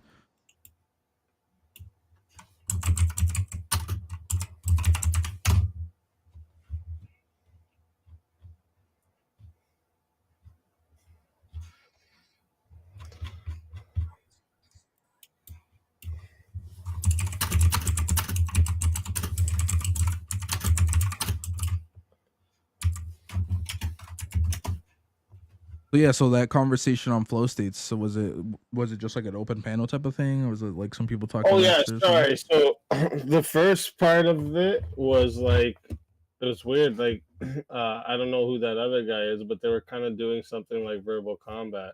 Okay. So there was this guy up there that was like fucking talking a bunch of shit. So I was like, let me go up here and fuck some shit up. Chazzy said she was putting in work over there. Oh yeah, she came over and talked some shit to him too. One, that's the thing I don't fucking remember, bro. I don't remember who it was, like, but he was covering a lot of like recent events at the time, and like I feel like it was maybe like close to a year ago that he was kind of like big. He had, like I said, he had XQC reacting to a lot of his shit, and that's how I kind of caught wind of him. Yeah, man, there was some type of controversy around him at one point too, and I can't remember what that was either.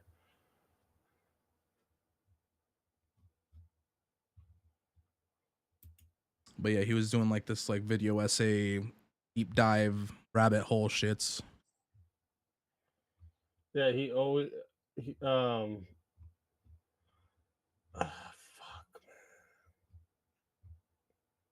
he even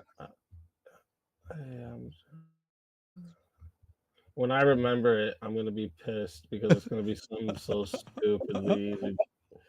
Like it's gonna be like, wow, we couldn't remember that stupid shit. Oh, I think I just found him.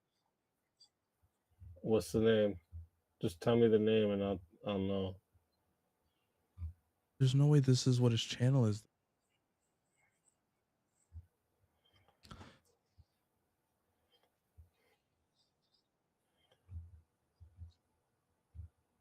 Tell me Yeah, the name. so the channel's name is just TUV, but I wonder if it was something, if he used to go by something else.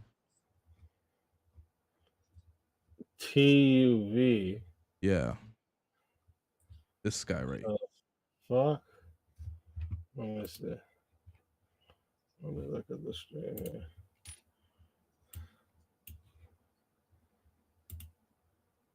No, this is not him. If I pull one where like you can actually see his hair, this is what I was thinking of. No way, that's who you were thinking of. I know that's not who you're thinking of. Are we having like a Mandela effect right now? He used to have he used to have colored hair.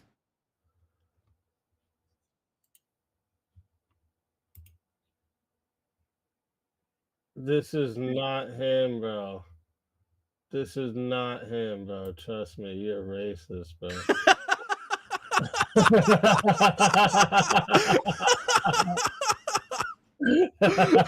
Oh, fuck. That's not him, bro. I'm telling you, bro. When I find him, you're gonna be like, oh yeah, that's him. Maybe, bro. Like, wow, bro, that's not him. Trust me. oh, I'm dead. I'm dead. Video essay? No, not essay, just SNA. Like video essay, like writing it, right? You write an essay. Yeah. Come on, man. Fucking Lord. Video essay? You know, like video, like essay. What's up, essay? I'm trying to remember.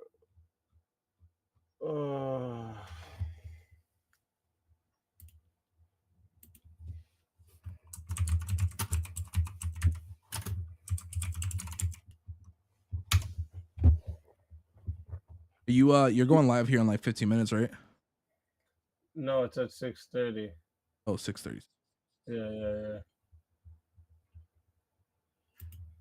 Remember, you remember, I remember. You remember, Bears, or no? Like, the fact that I can't remember his name is gonna make me so fucking mad. Hornet, what did he beat you to, dude? Say it with your chest. You guys are all throwing these crazy allegations out here, dude. Holy fuck.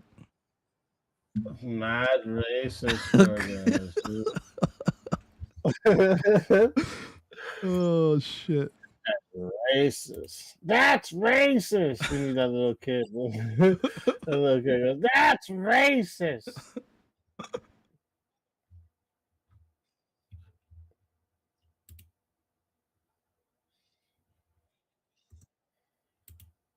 If I don't find what I'm looking for, I'm gonna have to. I'm pushing my stream back until I This find it. motherfucker. I'll spend the next fucking 2 hours finding this. Oh god. Yeah, when he goes live, his room's just gonna be a mess because of how fucking crazy he's going.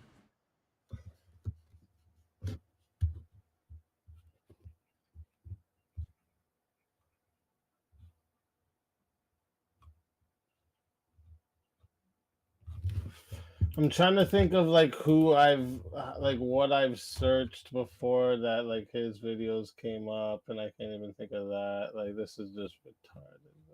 Horner, you're my essay, aren't you, bro?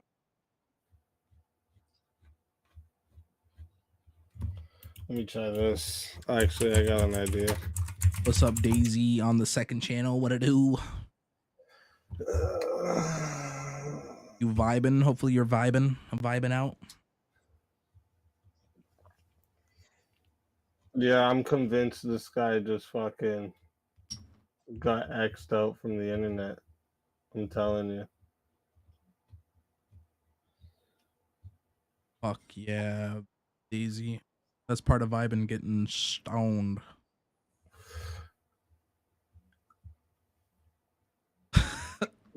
Yeah, Hornet, come on. You got to be the fucking internet sleuth now. Figure it out. Yo, you know who you should watch, bro? You want to see the female version of Moist Critical? Oh my god. Let's see this. Oh, I think you showed me this was like an Australian chick, right? Cyber Noop. It's Cyber Noop. Noop. That's her name. Dude, it's an exact copy of Moist Critical, but female version.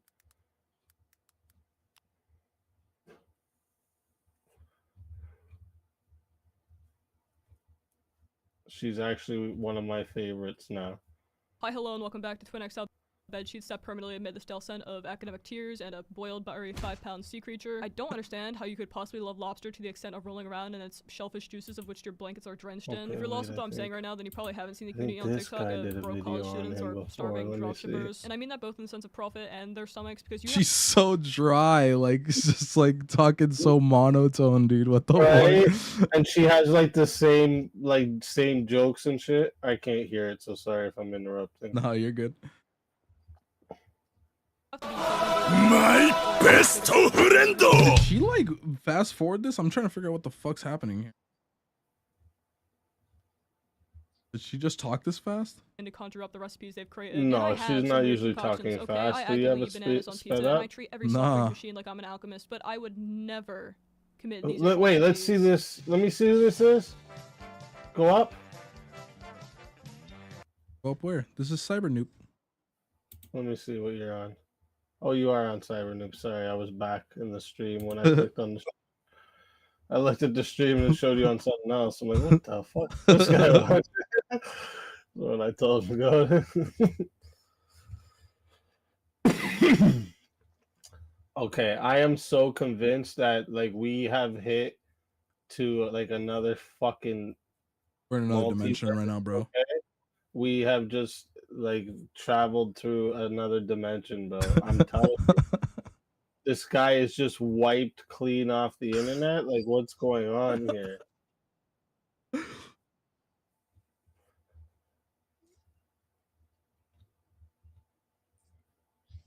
Oh fuck. In what world does this look edible in the slightest? Fuck. Pizza, Putting and I treat chicken every soft in a drink machine like I'm an waffle alchemist, but ma- I would never commit these atrocities.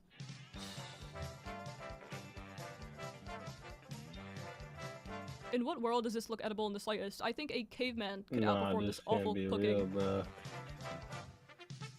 It looks like a chunk of bubblegum was pounced on by a Doc Martin.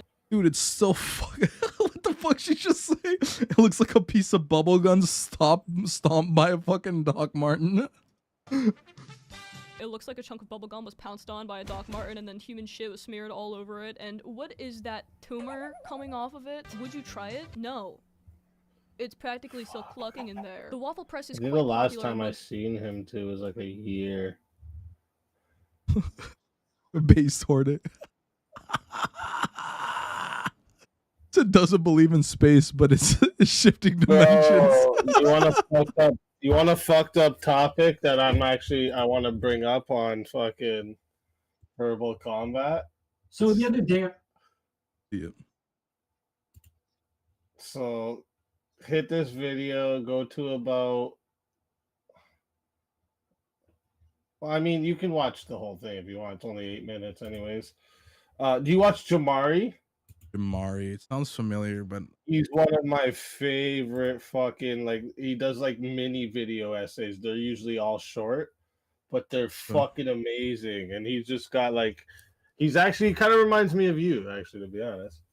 Like, he's just kind of like a what does that mean, bro? Sounds like you're being racist. Yeah, kind of. If you look at him, you're definitely going to think Oh I'm racist. my god. I had to hit you back at least one time. Come on.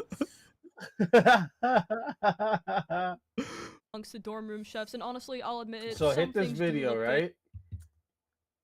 That I sent you. I put it in the private chat for you. All right. In the StreamYard here. Yeah. So put this video on. So the and, other day you I know, was I'm gonna watching bring up this the show topic called I Am Shauna Ray. of It's about this chick. So pause it. No. Wait, pause it. Show her on screen because you got us covering her. You got us covering her on. Oh. Show her on stream. So this chick right here, this is a woman, ladies and gentlemen. This is an adult woman, okay? So now I want to ask you, Jorgen. Where are you going with this, dude? Could you date this woman? No, there's no way in hell I could date this woman, bro. Literally, look at her. It looks like she's fucking belongs in an elementary school. Are you kidding me, bro? What the fuck? Play it, bro. She fucking, bro. The way she talks and everything is like a kid. I'm like, how the fuck? This is not cool, yo. This is like, this shouldn't even be allowed to be a thing. Like, she should be not allowed to date any adults. I'm sorry. She should, like, it's just, I'm sorry. Have you seen? I think I remember watching or seeing somebody, something, where she was like dating some dude, and it was like a full size dude. Full A grown full man. size dude. Not fun size, Full full grown size. man. That And, still like, I sounds was sus as fuck. I was I take like, that statement back. Well, we know he's a fucking pedophile. What? Are we serious right now? Holy shit. How is he dating her and finding her attractive? I was like, this is so weird, dude. Are you like, aren't you embarrassed? You're letting everyone know you're attracted to children. Well, she looks like a child. She does legit. Like there's nothing telling you here this is a little person. No, this is telling you this is Let a her fucking talk. child. Watch her talk. It's even worse. Her voice is just fucking. All right, let's see. I'm gonna about play this this woman up. right here who is 8 years old stuck in a 22-year-old's body. Wait, I mean, she's 22 years old caught in an 8-year-old's body. There we go. And if you're wondering how this happens, well, you see, Shauna had brain cancer as a child and had to undergo treatments for this cancer that basically stunted her growth to a complete halt. I truly cannot imagine how this would feel. When I was 8 years old, I looked like this. I mean, that would be insane to have to live the rest of my life looking like that. She currently stands at 3 foot 10 inches and obviously faces a ton of challenges in her everyday life. For one, she has to constantly deal with creeps out there in the world who want her because she Bro, looks like a she child, needs you the know? chair to get on Yeah, the you fucking. saw that? Bro, like that's like she needs the chair to do her makeup. This is just insane, bro. Oh my lord, bro. It's You know, more than a growth stunt. vegan gains, bro. He already said he would be cool with it, bro. Vegan Gains would date that girl right there, bro. 100%. No, like EDPs. Ugh. These guys are out there looking for their cupcake, and that is disgusting. Let's see, I want to hear her talk. Did she talk through her this? main problem is that no one She takes should, her yeah. All right. I'm gonna play this on Lou. seriously I as think an it's about, adult, like, and her 2 parents minutes are in. very Alright. overbearing. She even has the classic mother who blames herself. Overall, the situation is very sad, but it's TLC, so we follow her on her quest for love and adult responsibilities. Adulting, as the white women would say it. So she goes to the bar and gets mad because they card her. And then she also gets upset because she feels like all eyes at the bar are on her, and it really makes her uncomfortable. But really, what can she expect when they see what looks like an 8-year-old at the bar? She then goes to a sex Yeah, no shop shit. and You they look card like you're a both her- fucking 10-year-old at the bar drinking. No shit. They fucking question her at the bar. That's wild to me that she even has a problem with that. Of course, they're gonna question you at the bar. The fuck? He was like, what is this fucking legit child doing here? Like, what is happening? Like, this has to be a fake. There's no way. Right? The bartender's still probably like, yo, is this ID real? Or... Oh, fuck. All right. Listen. her and her friends, which also makes her upset. She just always assumed that people should just miraculously know that she's a 22-year-old woman and not 7 years old, despite having the voice and the height of a kid. It's not even like a traditional little person where you can kind of like tell they've aged. Like when you see an old little person, you know it. But when it comes to Shauna, she just stays the same. And I can get the frustration and I can get the insecurity, but she's always giving people dirty looks. Bro, and taking like it as my a slight 11-year-old looks older than her. Like it's scary. Facts. when they can't tell she's not a kid. Even with all that being said though, she does seem like a pretty cool person. And I actually really do like this show, but there is one clip I wanted to highlight for you guys today, hence the clip over here on the screen where Sean's gonna go on a blind date. So let's just get right into that. Gabby the matchmaker has set me up on a second blind date, and this afternoon I'm going to meet him. I wanted them to be blind dates specifically on my end because that's her real there's a lot of voice. judgment in people's faces when they first see me makes it a little more real. So she's purposely going out of her way to set up these blind dates. That's how she would prefer the interaction go. And that's where she kind of loses me because I don't necessarily feel like it's an okay thing for That's her to not do. cool, And I bro. understand Can that you dating imagine her- showing up for a blind date and this is what pops it? Nah, Just comes and bro. sits at the table. You're just like, oh, wait, okay, what? it's Is this okay? What's happening? Or what? What the fuck is going on here, bro? That's so wild. is really hard and can actually be a pretty traumatic thing. I just don't think given her physical circumstances, it's okay to bombard someone in this way. Because like I said, she's not like a typical little person where they actually show age. I mean, she's gonna be walking up in here still looking like a 7 or 8 year old girl. And I don't think everyone would necessarily be okay with being seen out in public romantically with somebody like that. You know, she's nervous walking in. I mean, just from the jump, look at the look on his face. He's like, yo, where's Ashton Kutcher? Are they going to be coming out with the cameras anytime soon? I mean, seriously, though, how would you expect somebody to react, you know, other than, is this really Yo, a serious bro. thing? What, am I getting punked right now? What's happening? And like he's probably seeing her walking towards him like, nah, this Dude, ain't look at her. this height comparison right now, dude. Right? She's Like- standing up. He's sitting down there the exact same height, dude. Holy shit. Right? Like, nah, bro, I'd be pissed. Hornet, I wouldn't say a word. Just get up and leave and hope nobody saw me. Yo, Facts, for bro. real. As soon as like I'd be like, yo, chill on the handshake shit. Yeah, I don't. Who are you? Yeah. Why are you here? What the fuck? Oh, that's horrible.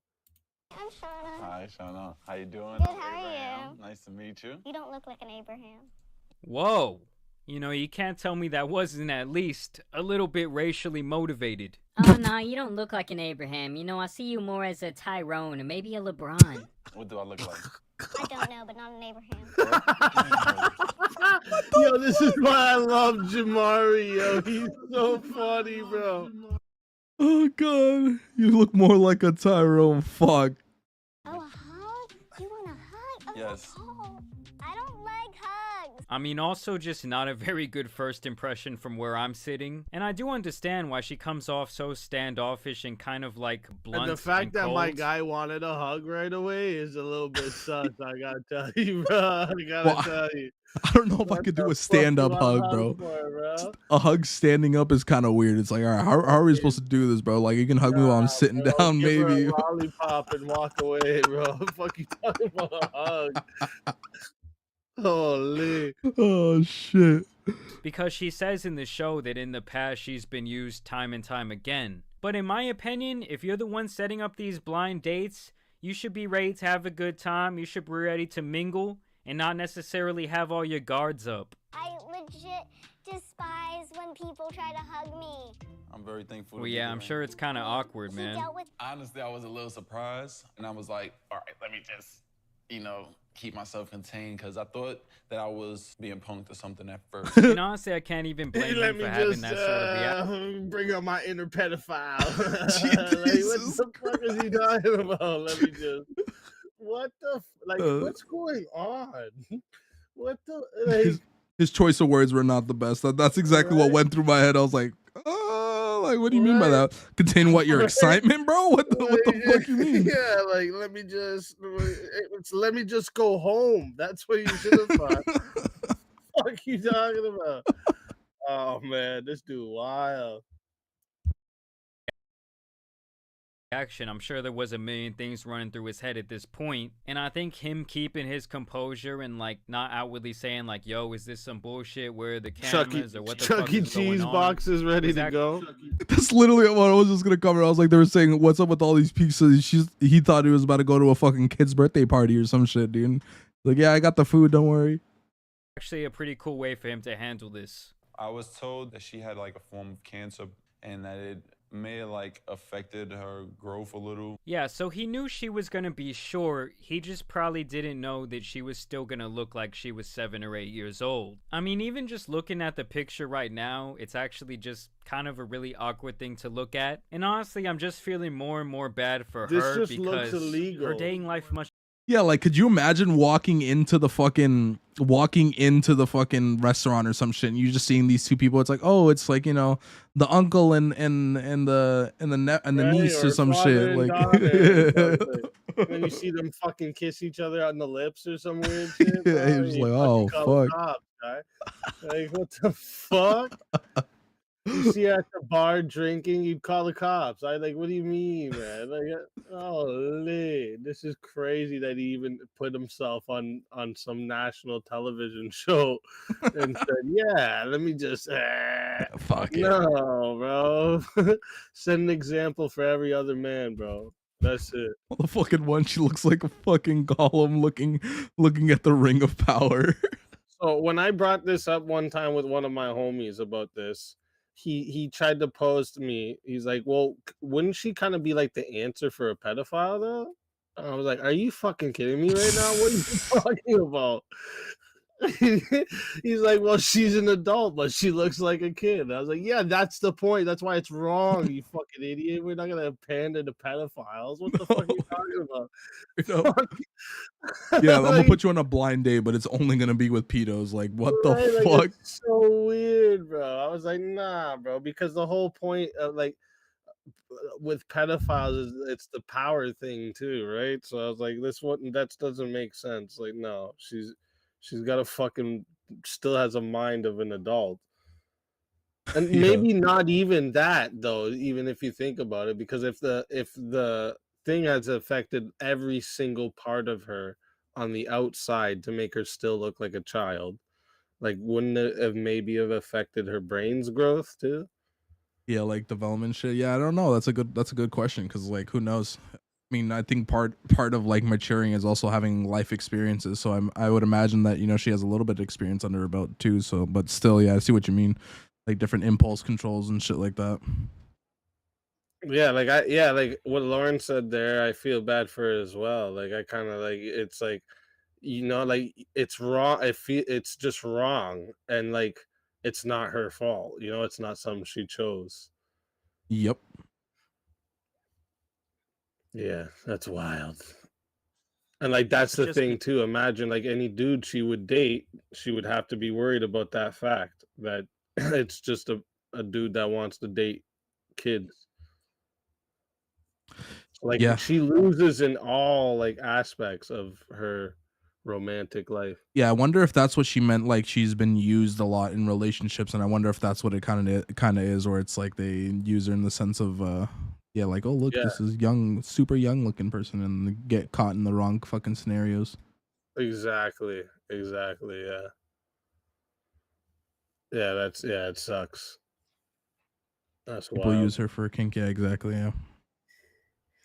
All right, I'm gonna go hop back in the chat and listen while I finish cleaning up what I'm cleaning up here. Yeah, good having you up, man. But yo, this dude, he has lots of good videos. He's fucking. He's Yeah, I'm one gonna of have to my go favorites. through some of these. I'll Yeah, go through you'll some like of him them a now. lot. He's fucking hilarious too. All right, I'll be in chat, bro. All right, peace. Peace.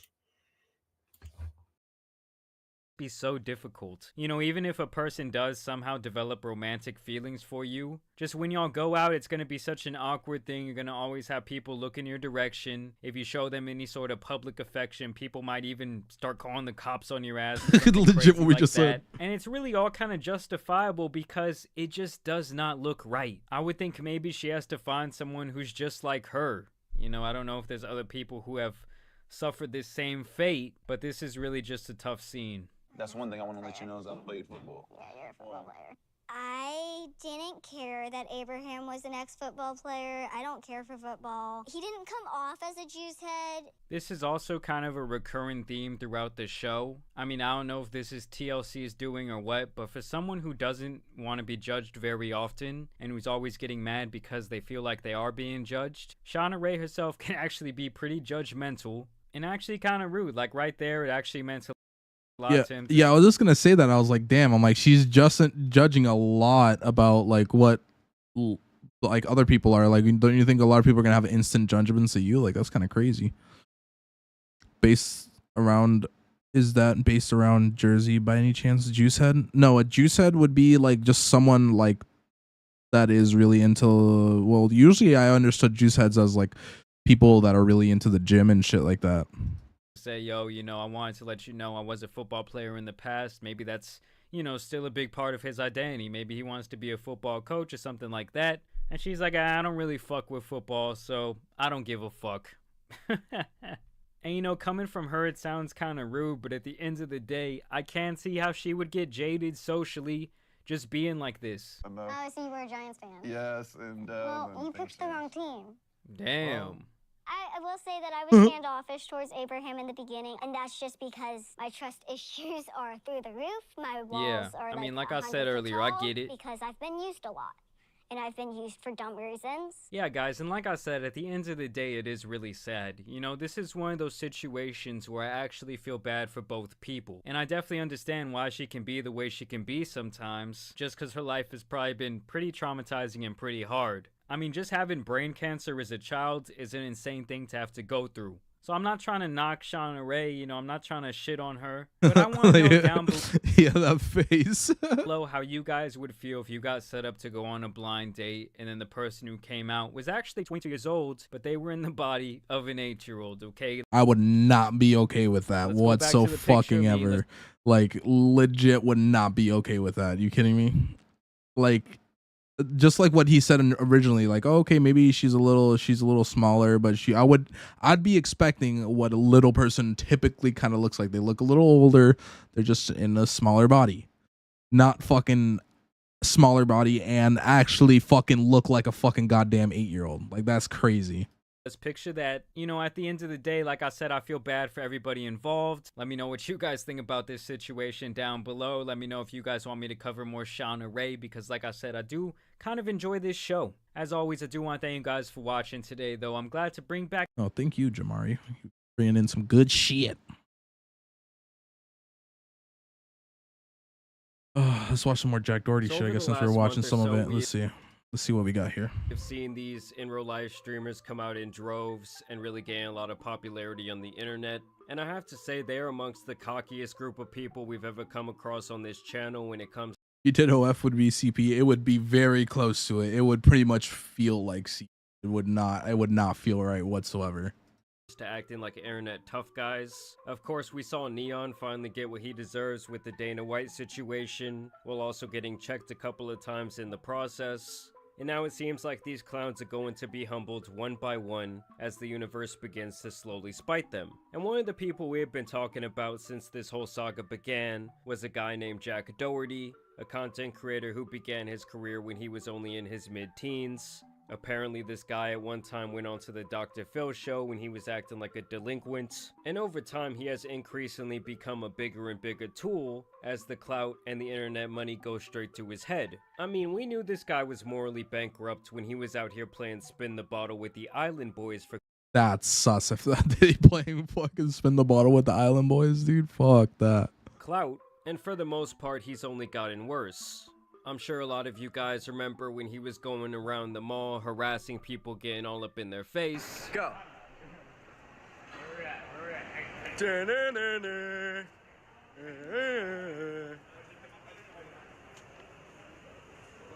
What?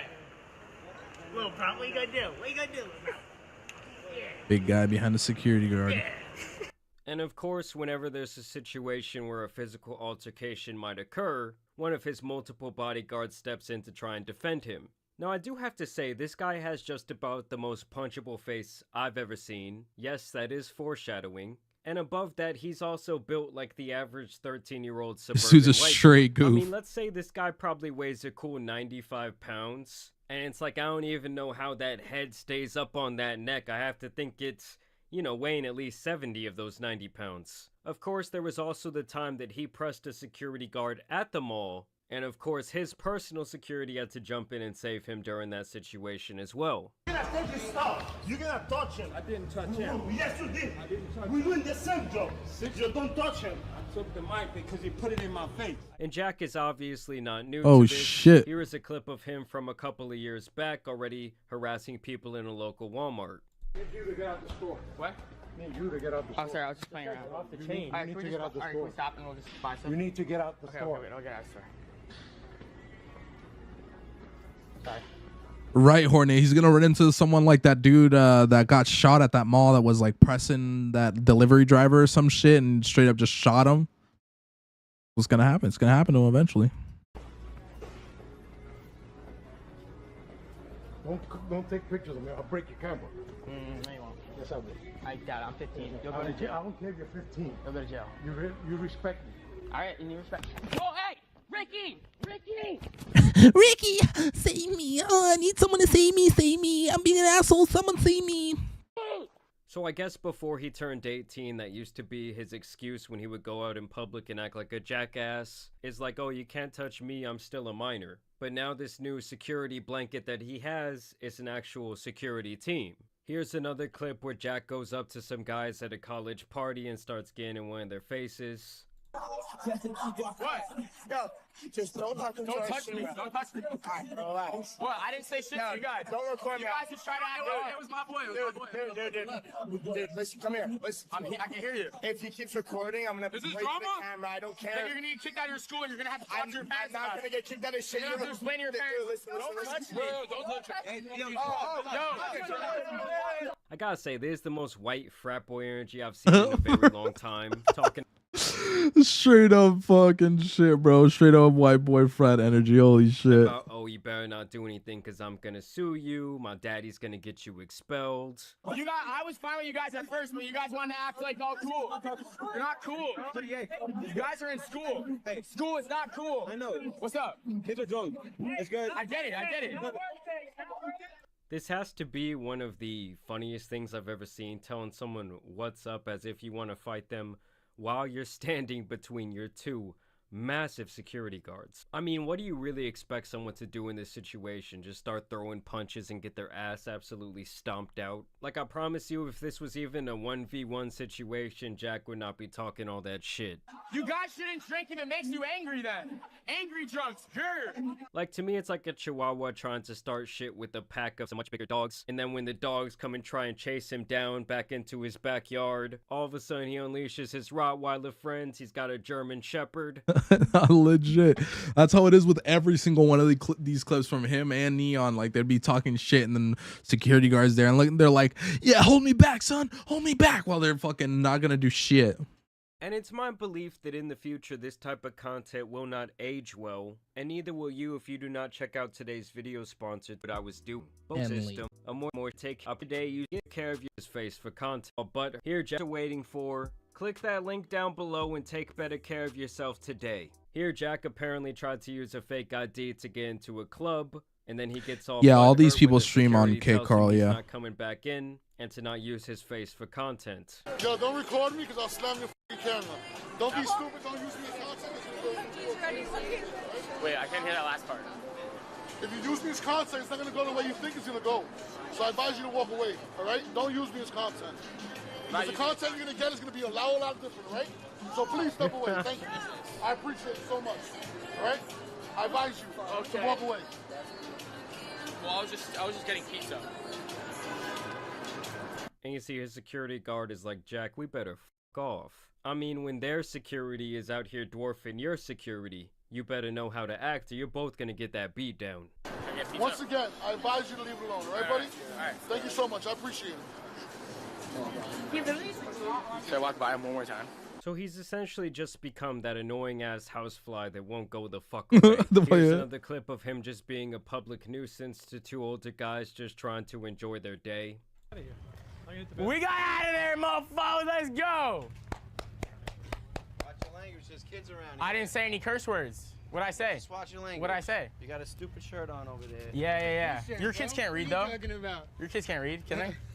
I'm sure your kids watch. Get away from me. You started talking to me, buddy. Get away from me. You get away from me. And of course, the running theme continues of someone having to step in between him and rival security clans. Right, you saw that on that last clip. The other security guard, like he walked up to the security guard, started talking to him. I wonder what he said. someone else who he's creating an altercation with. Obviously, an idiot like this is also just. Yeah, I was just gonna say the other thing too is I would hate to be this dude's security guard. Like he's literally just walking around asking to get his fucking shit pushed in, like straight up. I would hate to have to try to protect this dude. Looking for attention wearing something like that says "F you," and this is where Jack gets his first little taste of his own medicine. Wait for me. Watch your kids. Go walk away. Oh shit. McKinley, back up. What's your problem? And you gotta feel bad for people like this who are literally just out here minding. Yeah, I feel like if anything were to actually like go to court or anything like that, I feel like he wouldn't get away with it completely, because in a sense he's inciting something to happen. Yes, these people are reacting in like a very bad way, but at the same time, like, he is legit starting it and not just like, you know, walking away from it in a sense. Their own business. All he told him was, "Hey, dude." So what happened was this big guy right here comes around the corner, and I imagine you don't see it on cam, but I imagine he decks him. Go walk away. And they start duking it out. Yeah, the blur. I'm sure I can probably find it. McKinley, back up. What's your problem? And you gotta feel bad for people like this who are literally just out here minding their own business. All he told him was, "Hey, dude, watch your language. You know, I have kids out here with me." I mean, I won't lie. If you're agreeing to be this idiot's security guard, to me, you're pretty much just as big of a clown as him. And here's the clip you guys have been waiting for, as Jack was out on the street talking shit like he always does. Only this time his security was not quick enough, and he actually does receive the Johnny Somali treatment. Y'all gotta shake hands. Yeah, I mean, that's fine. We're cool. Whoa.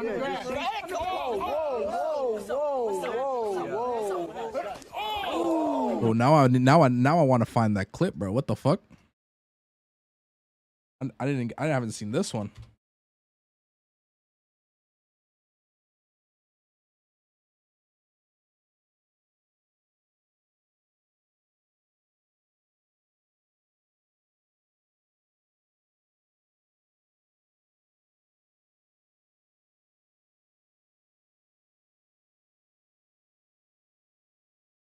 Find that.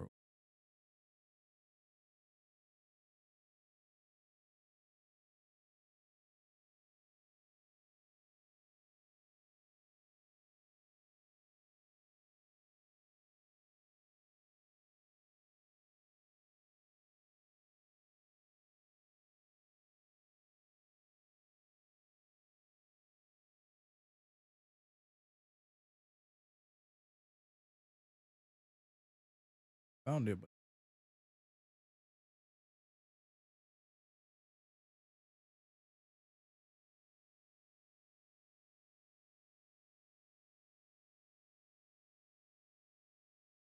It wasn't that bad. He kind of sneaked it in there a bit. Hit him like right in the chest.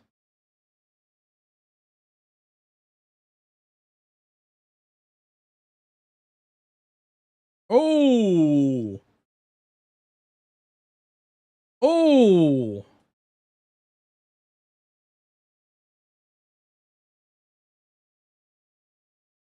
You guys didn't hear the audio to that because he goes, "What the fuck, bro?"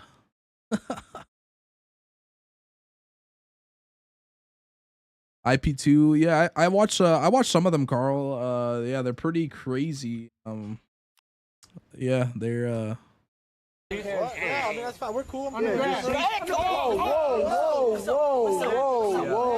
Here, boom. Boom. Listen to him. Yo, what the fuck?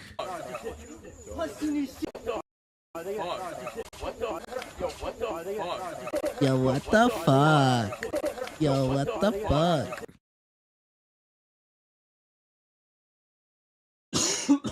You were following Ice Poseidon on that. You have anything on that Garipist Sam Pepper in Same Birth over the New Year's? Oh, okay. Yeah, that bodyguard probably got fired.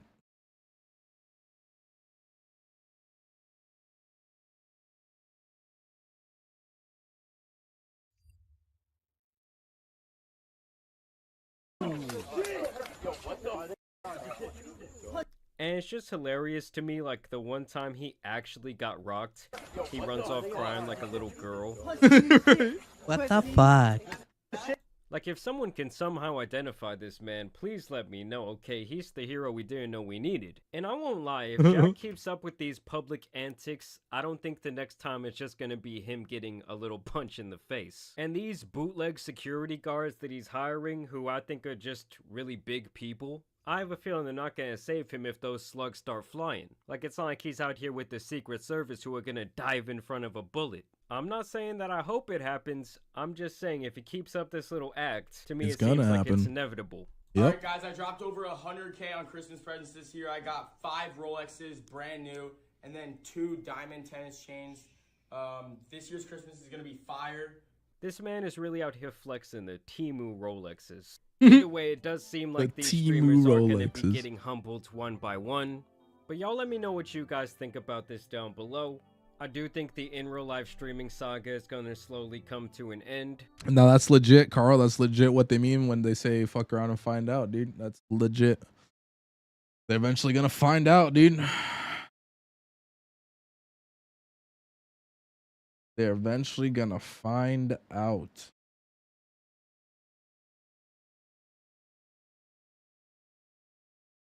Oh man, what is So yesterday, what the is this flagrant dude? Oh, about this flagrant shit. I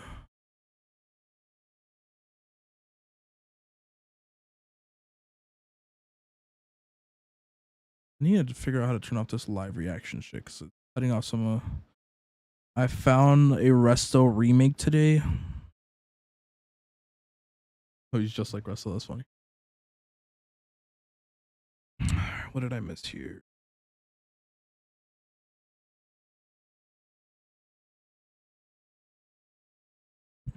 Smokey, what do you mean he's Dave fighting Sansu?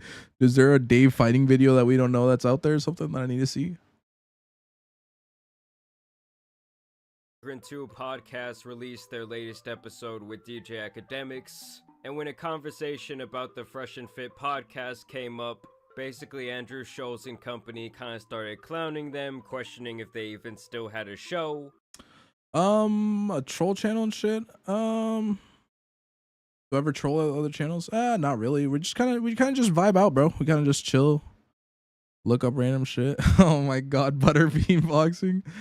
No, it's just kind of cover other people, look at what other people are doing, kind of call out whatever fucking stupidity they're doing and shit. Yeah, that's kind of what it is. I usually just game. Today I decided that I was just gonna just watch videos, react to shit, type shit. You know what I mean?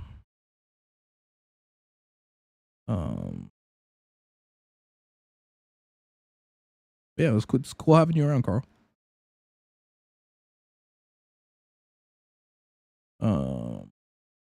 Pins. All right, let's just look at this Resto lookalike.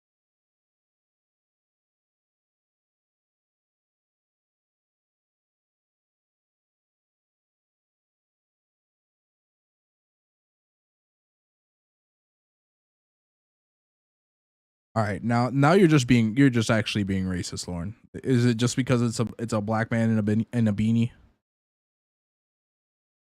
Is this literally why you said it's Resto? Come on, Lauren.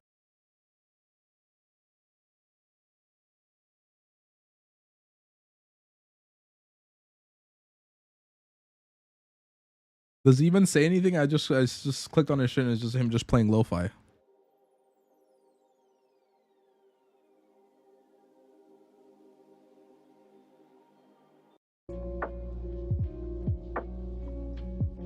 Does he talk in chat?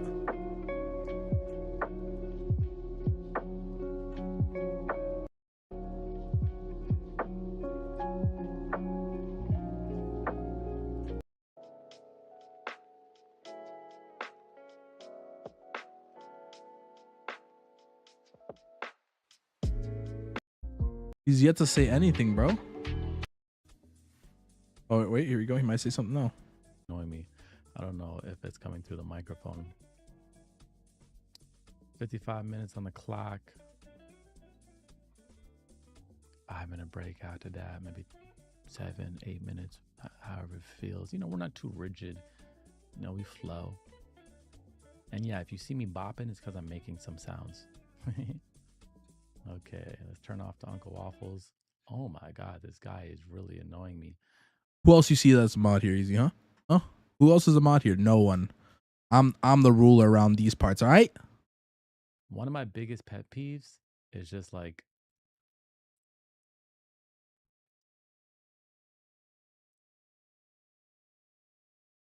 it's just noise that I don't like.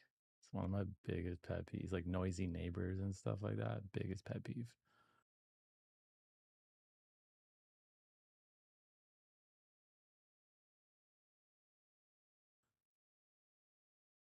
I'm not a gamer. I tend to troll convoy freedom people, Andrew Tate, and just extremist types, to be honest. Small channel. Only have 700 subs. I make videos, but I have to hide them because the losers strike me. Yeah, that's usually how the cookie crumbles, man. Them they got, like, you know, them type of people usually have a pretty cult following. So yeah, it's gotta be fighting out there. Here you go. Here, just for now, dude. Now, you know what? Just for now, I'll give it to you since you want to drop links. Yeah, I'm gonna cry over here, dude. Hear it because I actually have a plugin. That dude seems pretty cool. And that's where things kind of went a little bit left because DJ Academics does seem to have a pretty close relationship with these guys. I ain't gonna lie, my man's from Fresh and Fit was like, yo, damn, yo, that dude still hating on us, man. Wait, what's up with Fresh and Fit? Are they still doing it? They cooling. But are they still doing the pod? Yeah, of course you mean they're still doing it. You not watching? I didn't know that they're still doing the pod. And for those of you that don't know the context, the joke that Andrew's trying to get at here is that at this point, Fresh and Fit are pretty much irrelevant. And this is largely due to the fact that YouTube actually demonetized their entire channel after Myron went completely mask off. What the hell is this? What did you just link me? Like many other people online, have not seen content pop It's there. up from I them see in it. their I got recommended it. or really anywhere else for a very long time. Where can you think they died? No, I don't know. Maybe they got demonetized. You know, it was a minor setback for a major comeback. You know what I mean? Yeah. No, don't laugh like that. I mean, it seems like Axe kind of got their back. Eddie Hall, who's Eddie Hall, dude? I really can't think of who that is. Oh, the fucking strongman dude, the strongman dude. All right, I'll check it out right here after this. No, but tell us. So what's going on? Like, are they still? But they're still doing the pod. They're still doing the pod, man. That's You know, fire, they got some different monetization strategies. You know, What else are they working on? What's their different monetization strategies? what's up with y'all, man? Yo, what's their different monetization strategies? Nah, hold on, man. I don't like how y'all. I feel like y'all been. You brought him up. I ain't bring him up. You brought him up. And shout out to DJ Academics one time. I mean, you guys know I'm not a fan of Fresh and Fit, but clearly these people were trying to make a joke at his friend's expense. And he wasn't Full just gonna MAGA. sit there and let it happen. Oh, you upset us for shit. You bring up Swallowed. My man's downfall. Preying on downfall. Preying? You asked me if we watched their podcast. I'm a 40-year-old man who's happy. Why would I watch that podcast? We're all married. I only watch it when I'm fighting with my wife. Jesus Christ! I only watch it when I'm fighting with my wife. I'll be like, these guys get me. These guys understand, bro. They understand women. 4 days every month that I watch that shit Different probably. when you walk in the room. Yo, 4 days every On month. the red days. On the red days. Red day, I'm red pill. No, but for real, can you still watch it? Do they have their own website, or how do Bro, you it's watch on the YouTube pod? still. What do you think it's at? I thought the podcast got taken off YouTube. No, got demonetized. That's the new What way. does that mean? And some of you guys might not know this, but in the past, I would say like at least a year and a half ago, the guys from Fresh and Fit actually did go on the Flagrant 2 podcast, and you could tell the vibe was just a little bit awkward, that Akash and Andrew didn't really agree with a lot of the things that they say on their podcast, and you could kind of just feel the tension through the screen. And so, of course, with Myron being the alpha that he is, he has to step Dude, you had to do them like this, put these pictures up like that, bro. This is mega alpha moves, bro. You just gotta embrace your fellow homies, bro. No, nothing wrong with homie sexuality, bro. He's the homie. onto Twitter to speak his piece about this entire situation, where he says, Andrew Schultz and Akash Singh are some of the biggest snakes on YouTube. Them and their whole team at Flagrant. And to me, I just think, dude, how much more sensitive can you really get? Like, this guy is really angry because a comedian made a couple of Hetero jokes at his expense flexibility. on a podcast. Like, is that the alpha male behavior that he proclaims? I mean, I guess them getting demonetized on YouTube is obviously still a very sensitive topic for him. But Jesus Christ, does this make him look weak? I mean, I would understand if it was like one of his good friends calling him irrelevant. But these are two guys that didn't even really mesh well with him on their one podcast appearance. There's just this running theme with these guys over at Fresh and Fit that they like to fling a lot of shit out at other people, especially when they own these women on their podcast, but they really cannot take it when someone says something critical about them. And I still get comments from people like, I mean, it's, dude, Carl, it's not even only that having Nick Fuentes on. I mean, when they were going out after Abba and Preach, like, they went full, like, Nick Fuentes mode. Like, they were doing some real goofy activities during all that whole thing. And it's not just a Nick Fuentes thing. There's a lot of things that, like, add on to that, dude. oh, why don't you fuck with Fresh and Fit? And to me, it's like, do you not remember when they tried to get my YouTube channel deleted over a couple of jokes I made? Like, these guys that were all about free speech and basically talking your shit tried to go behind the scenes and essentially do the equivalent of, like, going to HR. Yeah, legit 2 hours and trying of monkey to get, like, noises, 30 yeah. people in a company fired over something they said. And that is why me personally, I will never fuck with them. And you know, with Andrew being a stand-up comedian, he had to clap back where he says, Myron, you are a sensitive, talentless, bottom-feeding grifter. Your life's work is renting women and regurgitating other people's talking points. Your arms are not developed enough for your shirts you wear, and your co-host is pimping you. Your Merry co-host is Christmas. pimping So I honestly you. think he couldn't give less of a fuck. I mean, you guys have to remember, this is a comedian's podcast. Jokes are gonna be made at other people's expense. Like, I remember he had Logan Paul on, then like a month later he was making all these jokes about him when Dylan Dennis came on. Like, to me, it's really just part of the You don't like those? You don't like the Flagrant podcasts? Like, you don't like all them Joe Rogan comedian sphere people? I think that some of them are pretty good. I like some of them. content game. Then Akash decided to throw his hand to the ring where he says, I said everything I had to say to your face. I guess you couldn't do the same. Was it hard to talk because I was skull you and your co-host the entire Jesus episode? And if I Christ. do remember correctly, during that podcast, Akash actually did give them quite a bit of clapback against the things they say in their values. I guess I'm just saying it's not like they were all buddy-buddy to their face, like they were just agreeing with everything they say. And of course, this is when all the red pill grifters jump in. Andrew Schulz laughing at Fresh and Fit for getting demonetized. Snake. Imagine being successful and thinking censorship is hilarious. These guys have no backbone. I don't get how these people don't understand that being demonetized is not being censored. They didn't take their channel off the platform. Yeah, I've never actually seen, like, I've watched some of, like, Andrew Schultz's content as far as, like, his comedy and shit, but he's just, like, an edgelord. Yeah, like, exactly, like, you can just kind of predict what, his shit's gonna be. But he I mean, he's funny sometimes. I don't know. He's alright. I feel like he's kind of one of those people that I can't watch too much of personally. I don't know what it is, if it's just his character or like what it is. I don't know what it is. They're still free to upload as many videos as they want onto YouTube. There's not some big conspiracy theory, some boogeyman out there to get them. The real truth is that YouTube has Socialist relationships with these people who provide advertisements on their platform to protect. And when Myron went over to Rumble and was acting like an absolute idiot. Like, look at this shit, bro. What the fuck? What are you doing, dude? And in a lot of ways threatening another creator on YouTube, which is Abba and Preach, of course YouTube is going to step in and do something about it. I mean, that's completely against the terms of service. I don't get how people don't understand at this point that YouTube is a private company who can do really whatever the fuck they want. They're not a government entity. Like, if anything, the only one who tried to censor individuals here was Fresh and Fit back in the day. That's why this type of comment is just completely ironic. And I'm actually gonna go out on a limb and say, if a white guy had done and said the things that Myron did about Abba and Preach, he probably would have got completely banned from the platform, not just demonetized. And even the biggest clown— Roma Army, is that the dude that like put on the face paint like Joker? Is that dude? Oh no, the Roma Army's that the chick, the male, male health chick, right? Yeah, the chick with the tat. The tatted neck. Yeah.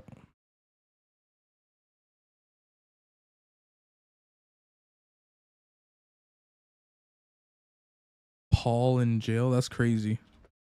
Clown in the entire red pill space had to step in to say this. The biggest pick-me on planet who absolutely no man wants to be with, Pearl. She says Andrew Schulz is a failed comedian and Myron gets men to stop ending their lives. And he calls Myron a grifter. The audacity. And listen, man. A grifter calling another one a grifter, bro. What the fuck?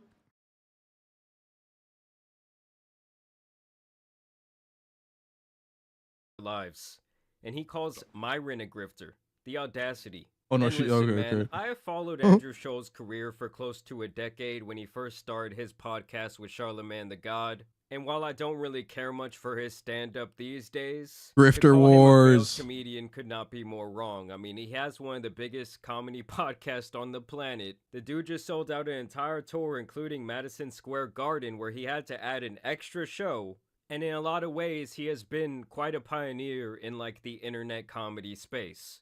I just find the whole thing very ironic that these red pill types of people are so critical of other people and other movements, but the second someone wants to say just any little tiny joke at their expense, they kind of just have a complete breakdown and just start saying dumb shit like this, trying to discredit whoever was making the joke at their expense. And even with all of that being said, I don't wish for Fresh and Fit to get deplatformed. Red bar. I don't wish for Pearl to get deplatformed. Because in general, I do not think that that would be a good sign for the overall ecosystem for YouTube. I'm just saying, like, dude, stop being such a damn crybaby all the time just because someone's making fun of your ass. But y'all let me know what you guys think down below. As No, I've never heard of Red Bar. I'll have to check him out at some point. See what he's all about. All right, let's see this video that this dude.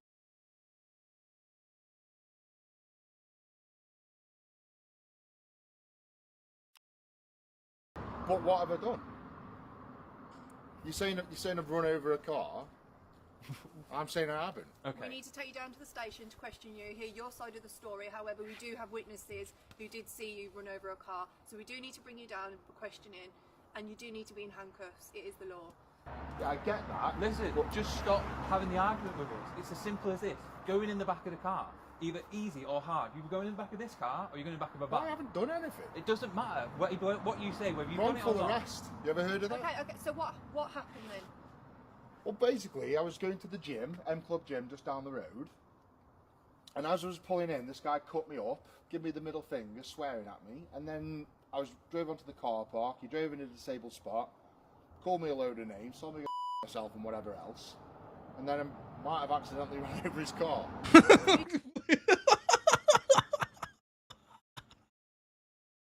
And then, you know, I might have ran over his car, bro. What the fuck? Admit that you did run over his car. So we've got to arrest you then. It's as simple as that. Now we have to arrest you. We've got you admitting that you run over a car with your tank. It's by accident. How is it? It doesn't matter if it's an accident or not. We need to take you down now. Simple as that. You've just admitted to us that you ran over the tank. We're going to have to put you in handcuffs and put you back in the car. I won't do it. I can tell you don't like me. No, I don't like you. I completely understand. Not a lot of people do. I will let my colleague put you in the handcuffs. I won't have anything to do with it. We'll put you in the back of the car nicely. Like, is this real? Like, is this real? Is this real life? Yeah, simple as that. Nice and easy. So I've just got to go down to give a statement. I'm under arrest. You are under arrest, and I will have to read you your rights.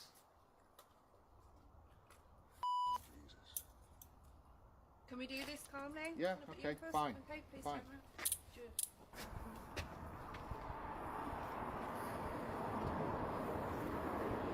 You can believe this, Jamie. It's ridiculous. At the gym. This has to be all set up. There's no No, way. you can't. Step away. Can I help? Yeah. No, Oh, it's what not. a surprise. Like I said, the cuffs aren't going to fit. It's like if like these uniforms don't even look real, to be quite honest. Like if this is UK police, I don't think this is real. Like straight up.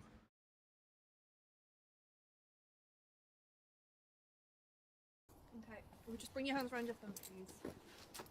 Like I just can't see this being Jamie, real. film all this, man. Like usually like UK cops have like high vis shit on. I'm going to search you. Right, okay. Why can't someone else search me? I have to do it. I'm the only one qualified. Or like they'll have like on their shoulders they'll have like little like a checkered mark or something like that. This just doesn't look like UK uniforms. Come on, then. Okay. Have you got anything in your pockets that may harm me or harm yourself? Yes. What? Okay. I'll ask you that again. Can I have a serious answer? Mhm. Is there anything in your pockets that may harm me or harm yourself? Yes, there is. Wait a second. I'm trying to find it because I'm sure he probably has a video.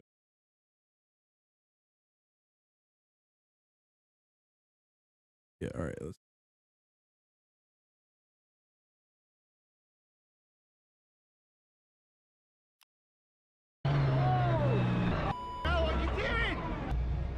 Get your cameraman out my face, You bro. touch him. Get gone. You're talking about You touch No, him. no, no. I'm under arrest. You are under arrest. You specky eye. Oh.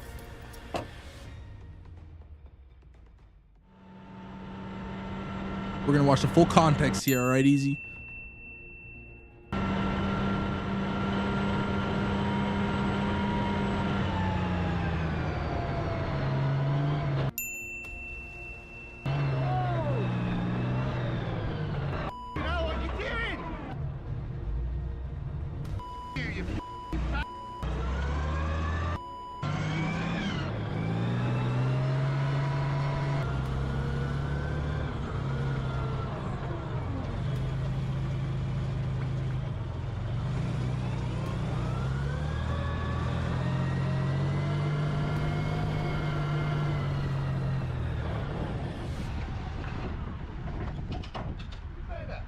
You cut me off.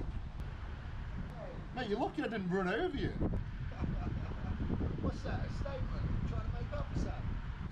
Oh, you're one of them. Hang on a second. Let me put the handbrake on. I'm coming out. Let me put the handbrake on cranking that bitch. You cut me up on the road, mate. What's your point? What do you mean, what's my point? You cut me up and I nearly ran over you. That's my point. Nearly ran over. Yeah.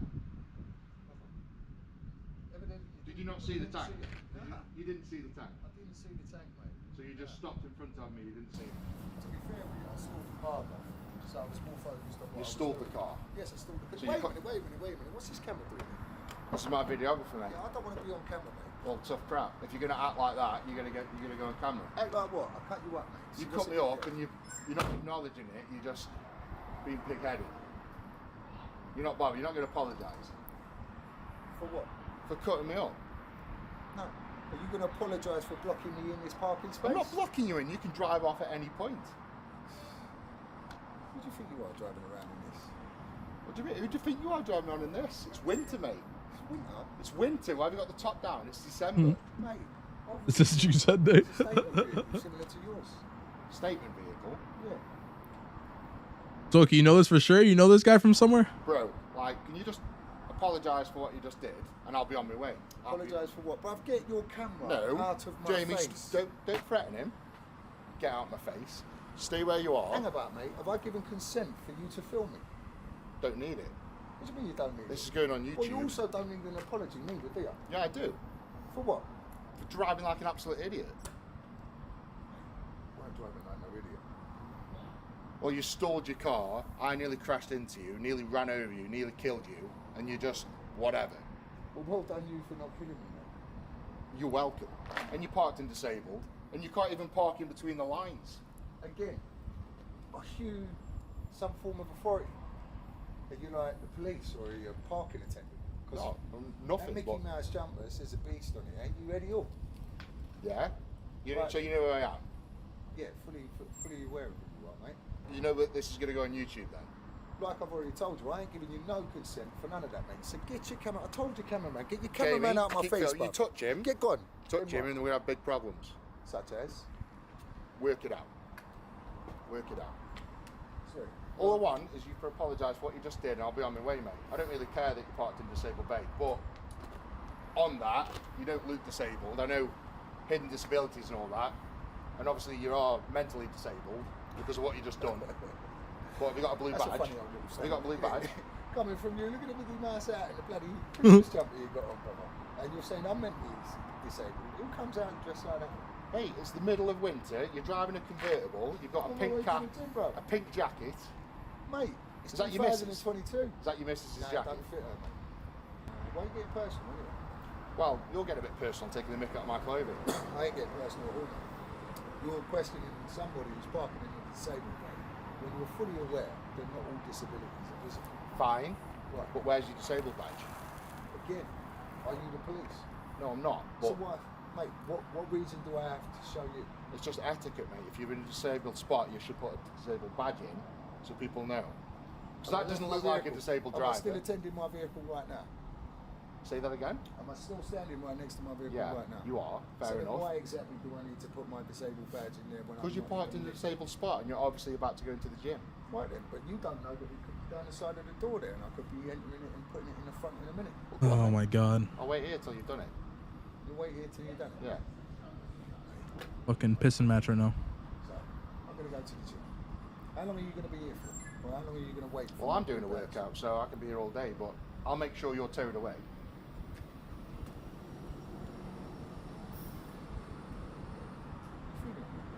Am I what? You feeling alright? I'm feeling fine, mate.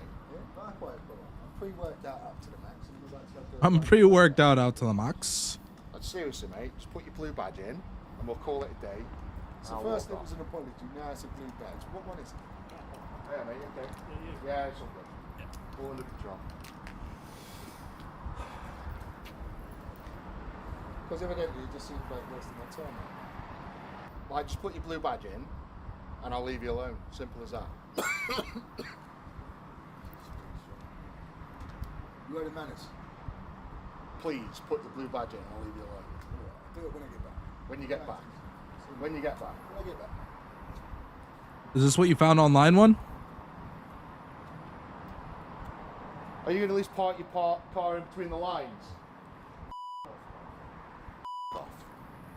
Honestly, that is just...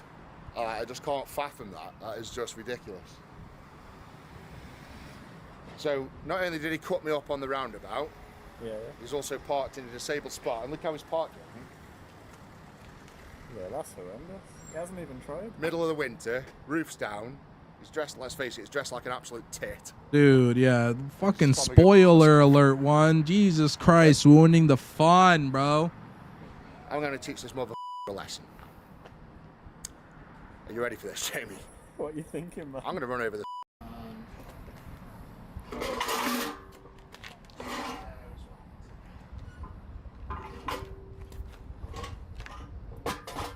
I just need to move the tank over. Jay's like, motherfucker.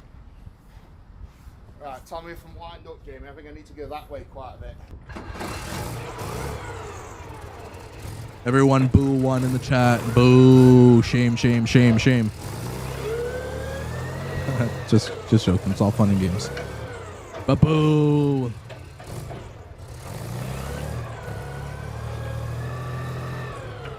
Is that tracking line, that one? Can we come round and get close? You telling me to go eat McDonald's Yeah, one? all lined up. I like McDonald's. I'm pretty sure, yeah. Yeah, you ready for this? I reckon this guy's going to call the police, but I honestly don't care. He deserves this. That guy's going to regret doing that to me.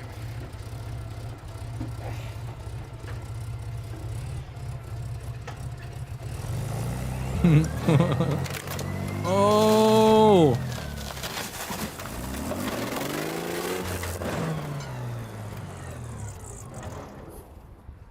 Honestly, didn't do as much damage as I expected.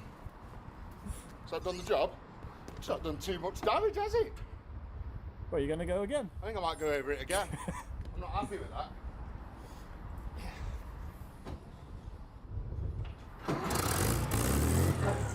Go slower, dude. Go slower.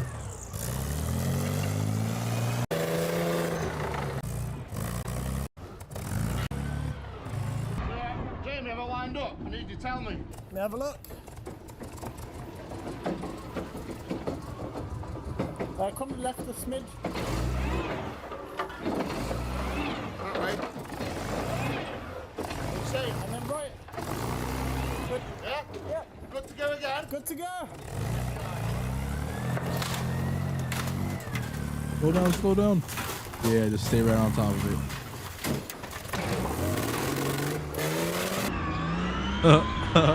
Rip Beamer. That's what we should do to every Beamer on the street. This old guy's like, what the fuck? This dude lost his bloody mind? What in bloody hell? It was more fun the second time, I'll be honest. Hey! That's made a right mess, hasn't it? What the have you done to my car? That's what you get, mate, parking disabled bay. All for a blue badge and bumping in front of you. Putting me up, parked and disabled. Muggles won. Mate, what you Get your ass down. What are you gonna do, mate? What am I What going are to you do? gonna do? What am I going to do? Come down here. You're I'll doing fucking show nothing. you, you You're big doing nothing. Hey? You're doing nothing, you little pink-haired mate. Driving around Shut here, up. that's the only damage you could do. Get down here. I'll damage you if I want to. Yeah? Yeah. Yeah? You I think suggest you're a big boy? you get in your car and off now. Exactly one, yeah. All for a blue That dude badge, would probably yeah? be hopping up there trying to Brother, beat his ass, dude. Taught you a lesson, You're hasn't talking it? about how Yeah. issues, mate. What? Yeah, Alicia's still going. Probably gonna be ending soon and you go make Mate, I dinner. think you got anger issues, sunshine. Look what you done to my car. Don't care. You Not care. slimy What do you do about it? all because of an apology. What do you do about And a it? blue What do you do about it? I'm not going to do anything Is there with anything it. else? Yeah, man. You take that from me. What is that? That's my get the Do you always feel people up when you search them? No, not always. And why do you have to touch Do I have a schedule? Nah, dude. I literally just whenever I feel like it, I just go live, man. Criminal damage and hit and run. Legit, what happens? So you do not have the Just right to say anything hit that or make live button. comments if you do not mention Send one it. question, something which you will later line in court. What's on the menu? I don't know what's on the menu yet. Okay. I've read them to you, so it's fine. Okay. We now need to put you in the back of the car. Okay. Okay? Yeah. Are you going to come calmly? Fucking one. I said I was going to come calmly, so get the off me. You don't need to No, touch me. calm down. There's no Yeah, need for that. but there's no need to touch me, is there? Well, step away. I've got to Calm put you in. down. I've got to put you in. It's simple as that. What do you mean you've got to put me I in? have to put you in the back of the Why? car. Because you know you're winding me up. No, I'm not trying to wind you up. Well, you are winding me. I'm the biggest one of the officers here. I'm the only one who could probably take you if I need to. Oh, you couldn't take me. I You couldn't take me probably even could these take you if I cuffs on need me. to. I could No, you probably couldn't. take you. No, Okay, you couldn't. fine. But I'm the Have a only go. one. I Have a don't go. need to. I don't need to. Calm down. I'm the only one big enough to take you in. Right, well, let So me I'm going to take you in. get the off me. I'm going to take Just you in. get off me. Okay. Fine. Get off me Fine. now. Fine. Calm down. It's alright. Yeah, I'll let me walk then. Stop touching me. I'm just gonna take you. Stop so touching you don't me. run off. Okay, fine. Thank you. Stop touching me. Fine.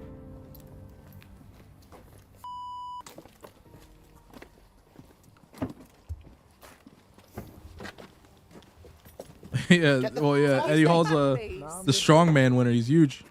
You step back as well. You I just need to That exactly is one. Yeah, he would have been fucking getting tased and shit. Was there any need for that at all?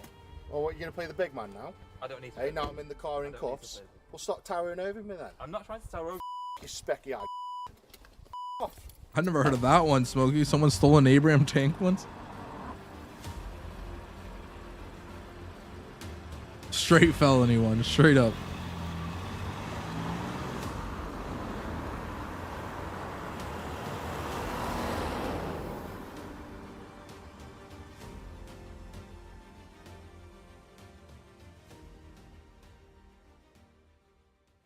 Right then, guys, we hope you enjoyed that video. Just for clarity, it was all a complete stunt. This is Oh Alex. my god, bro. We watched all of that just for this. What Easy makes us do these days. I feel violated. You know what, Easy? You owe me $50,000 in the super chats right now, dude, for making me farm through this car.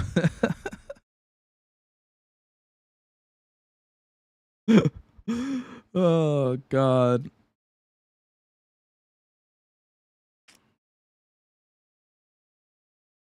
Oh lordy, lordy, lord.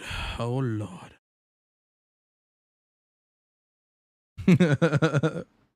Reducing the content, bro. Fuck. All right. Hit piece. Yeah, the fucking hit piece is fucking coming out, guys. Now this is a fickle as hell. All right. Well, thank you for everyone that came and hung out, chilled out, vibed out, watched some videos with us. Appreciate everyone that tossed a like, subbed up, whatever you might do to, you know, increase my engagement a little bit. Hope you guys all have a good day. Just remember that tomorrow's a new day, and you guys take on that shit head first, all right? Thank you for everyone that stopped by. Peace.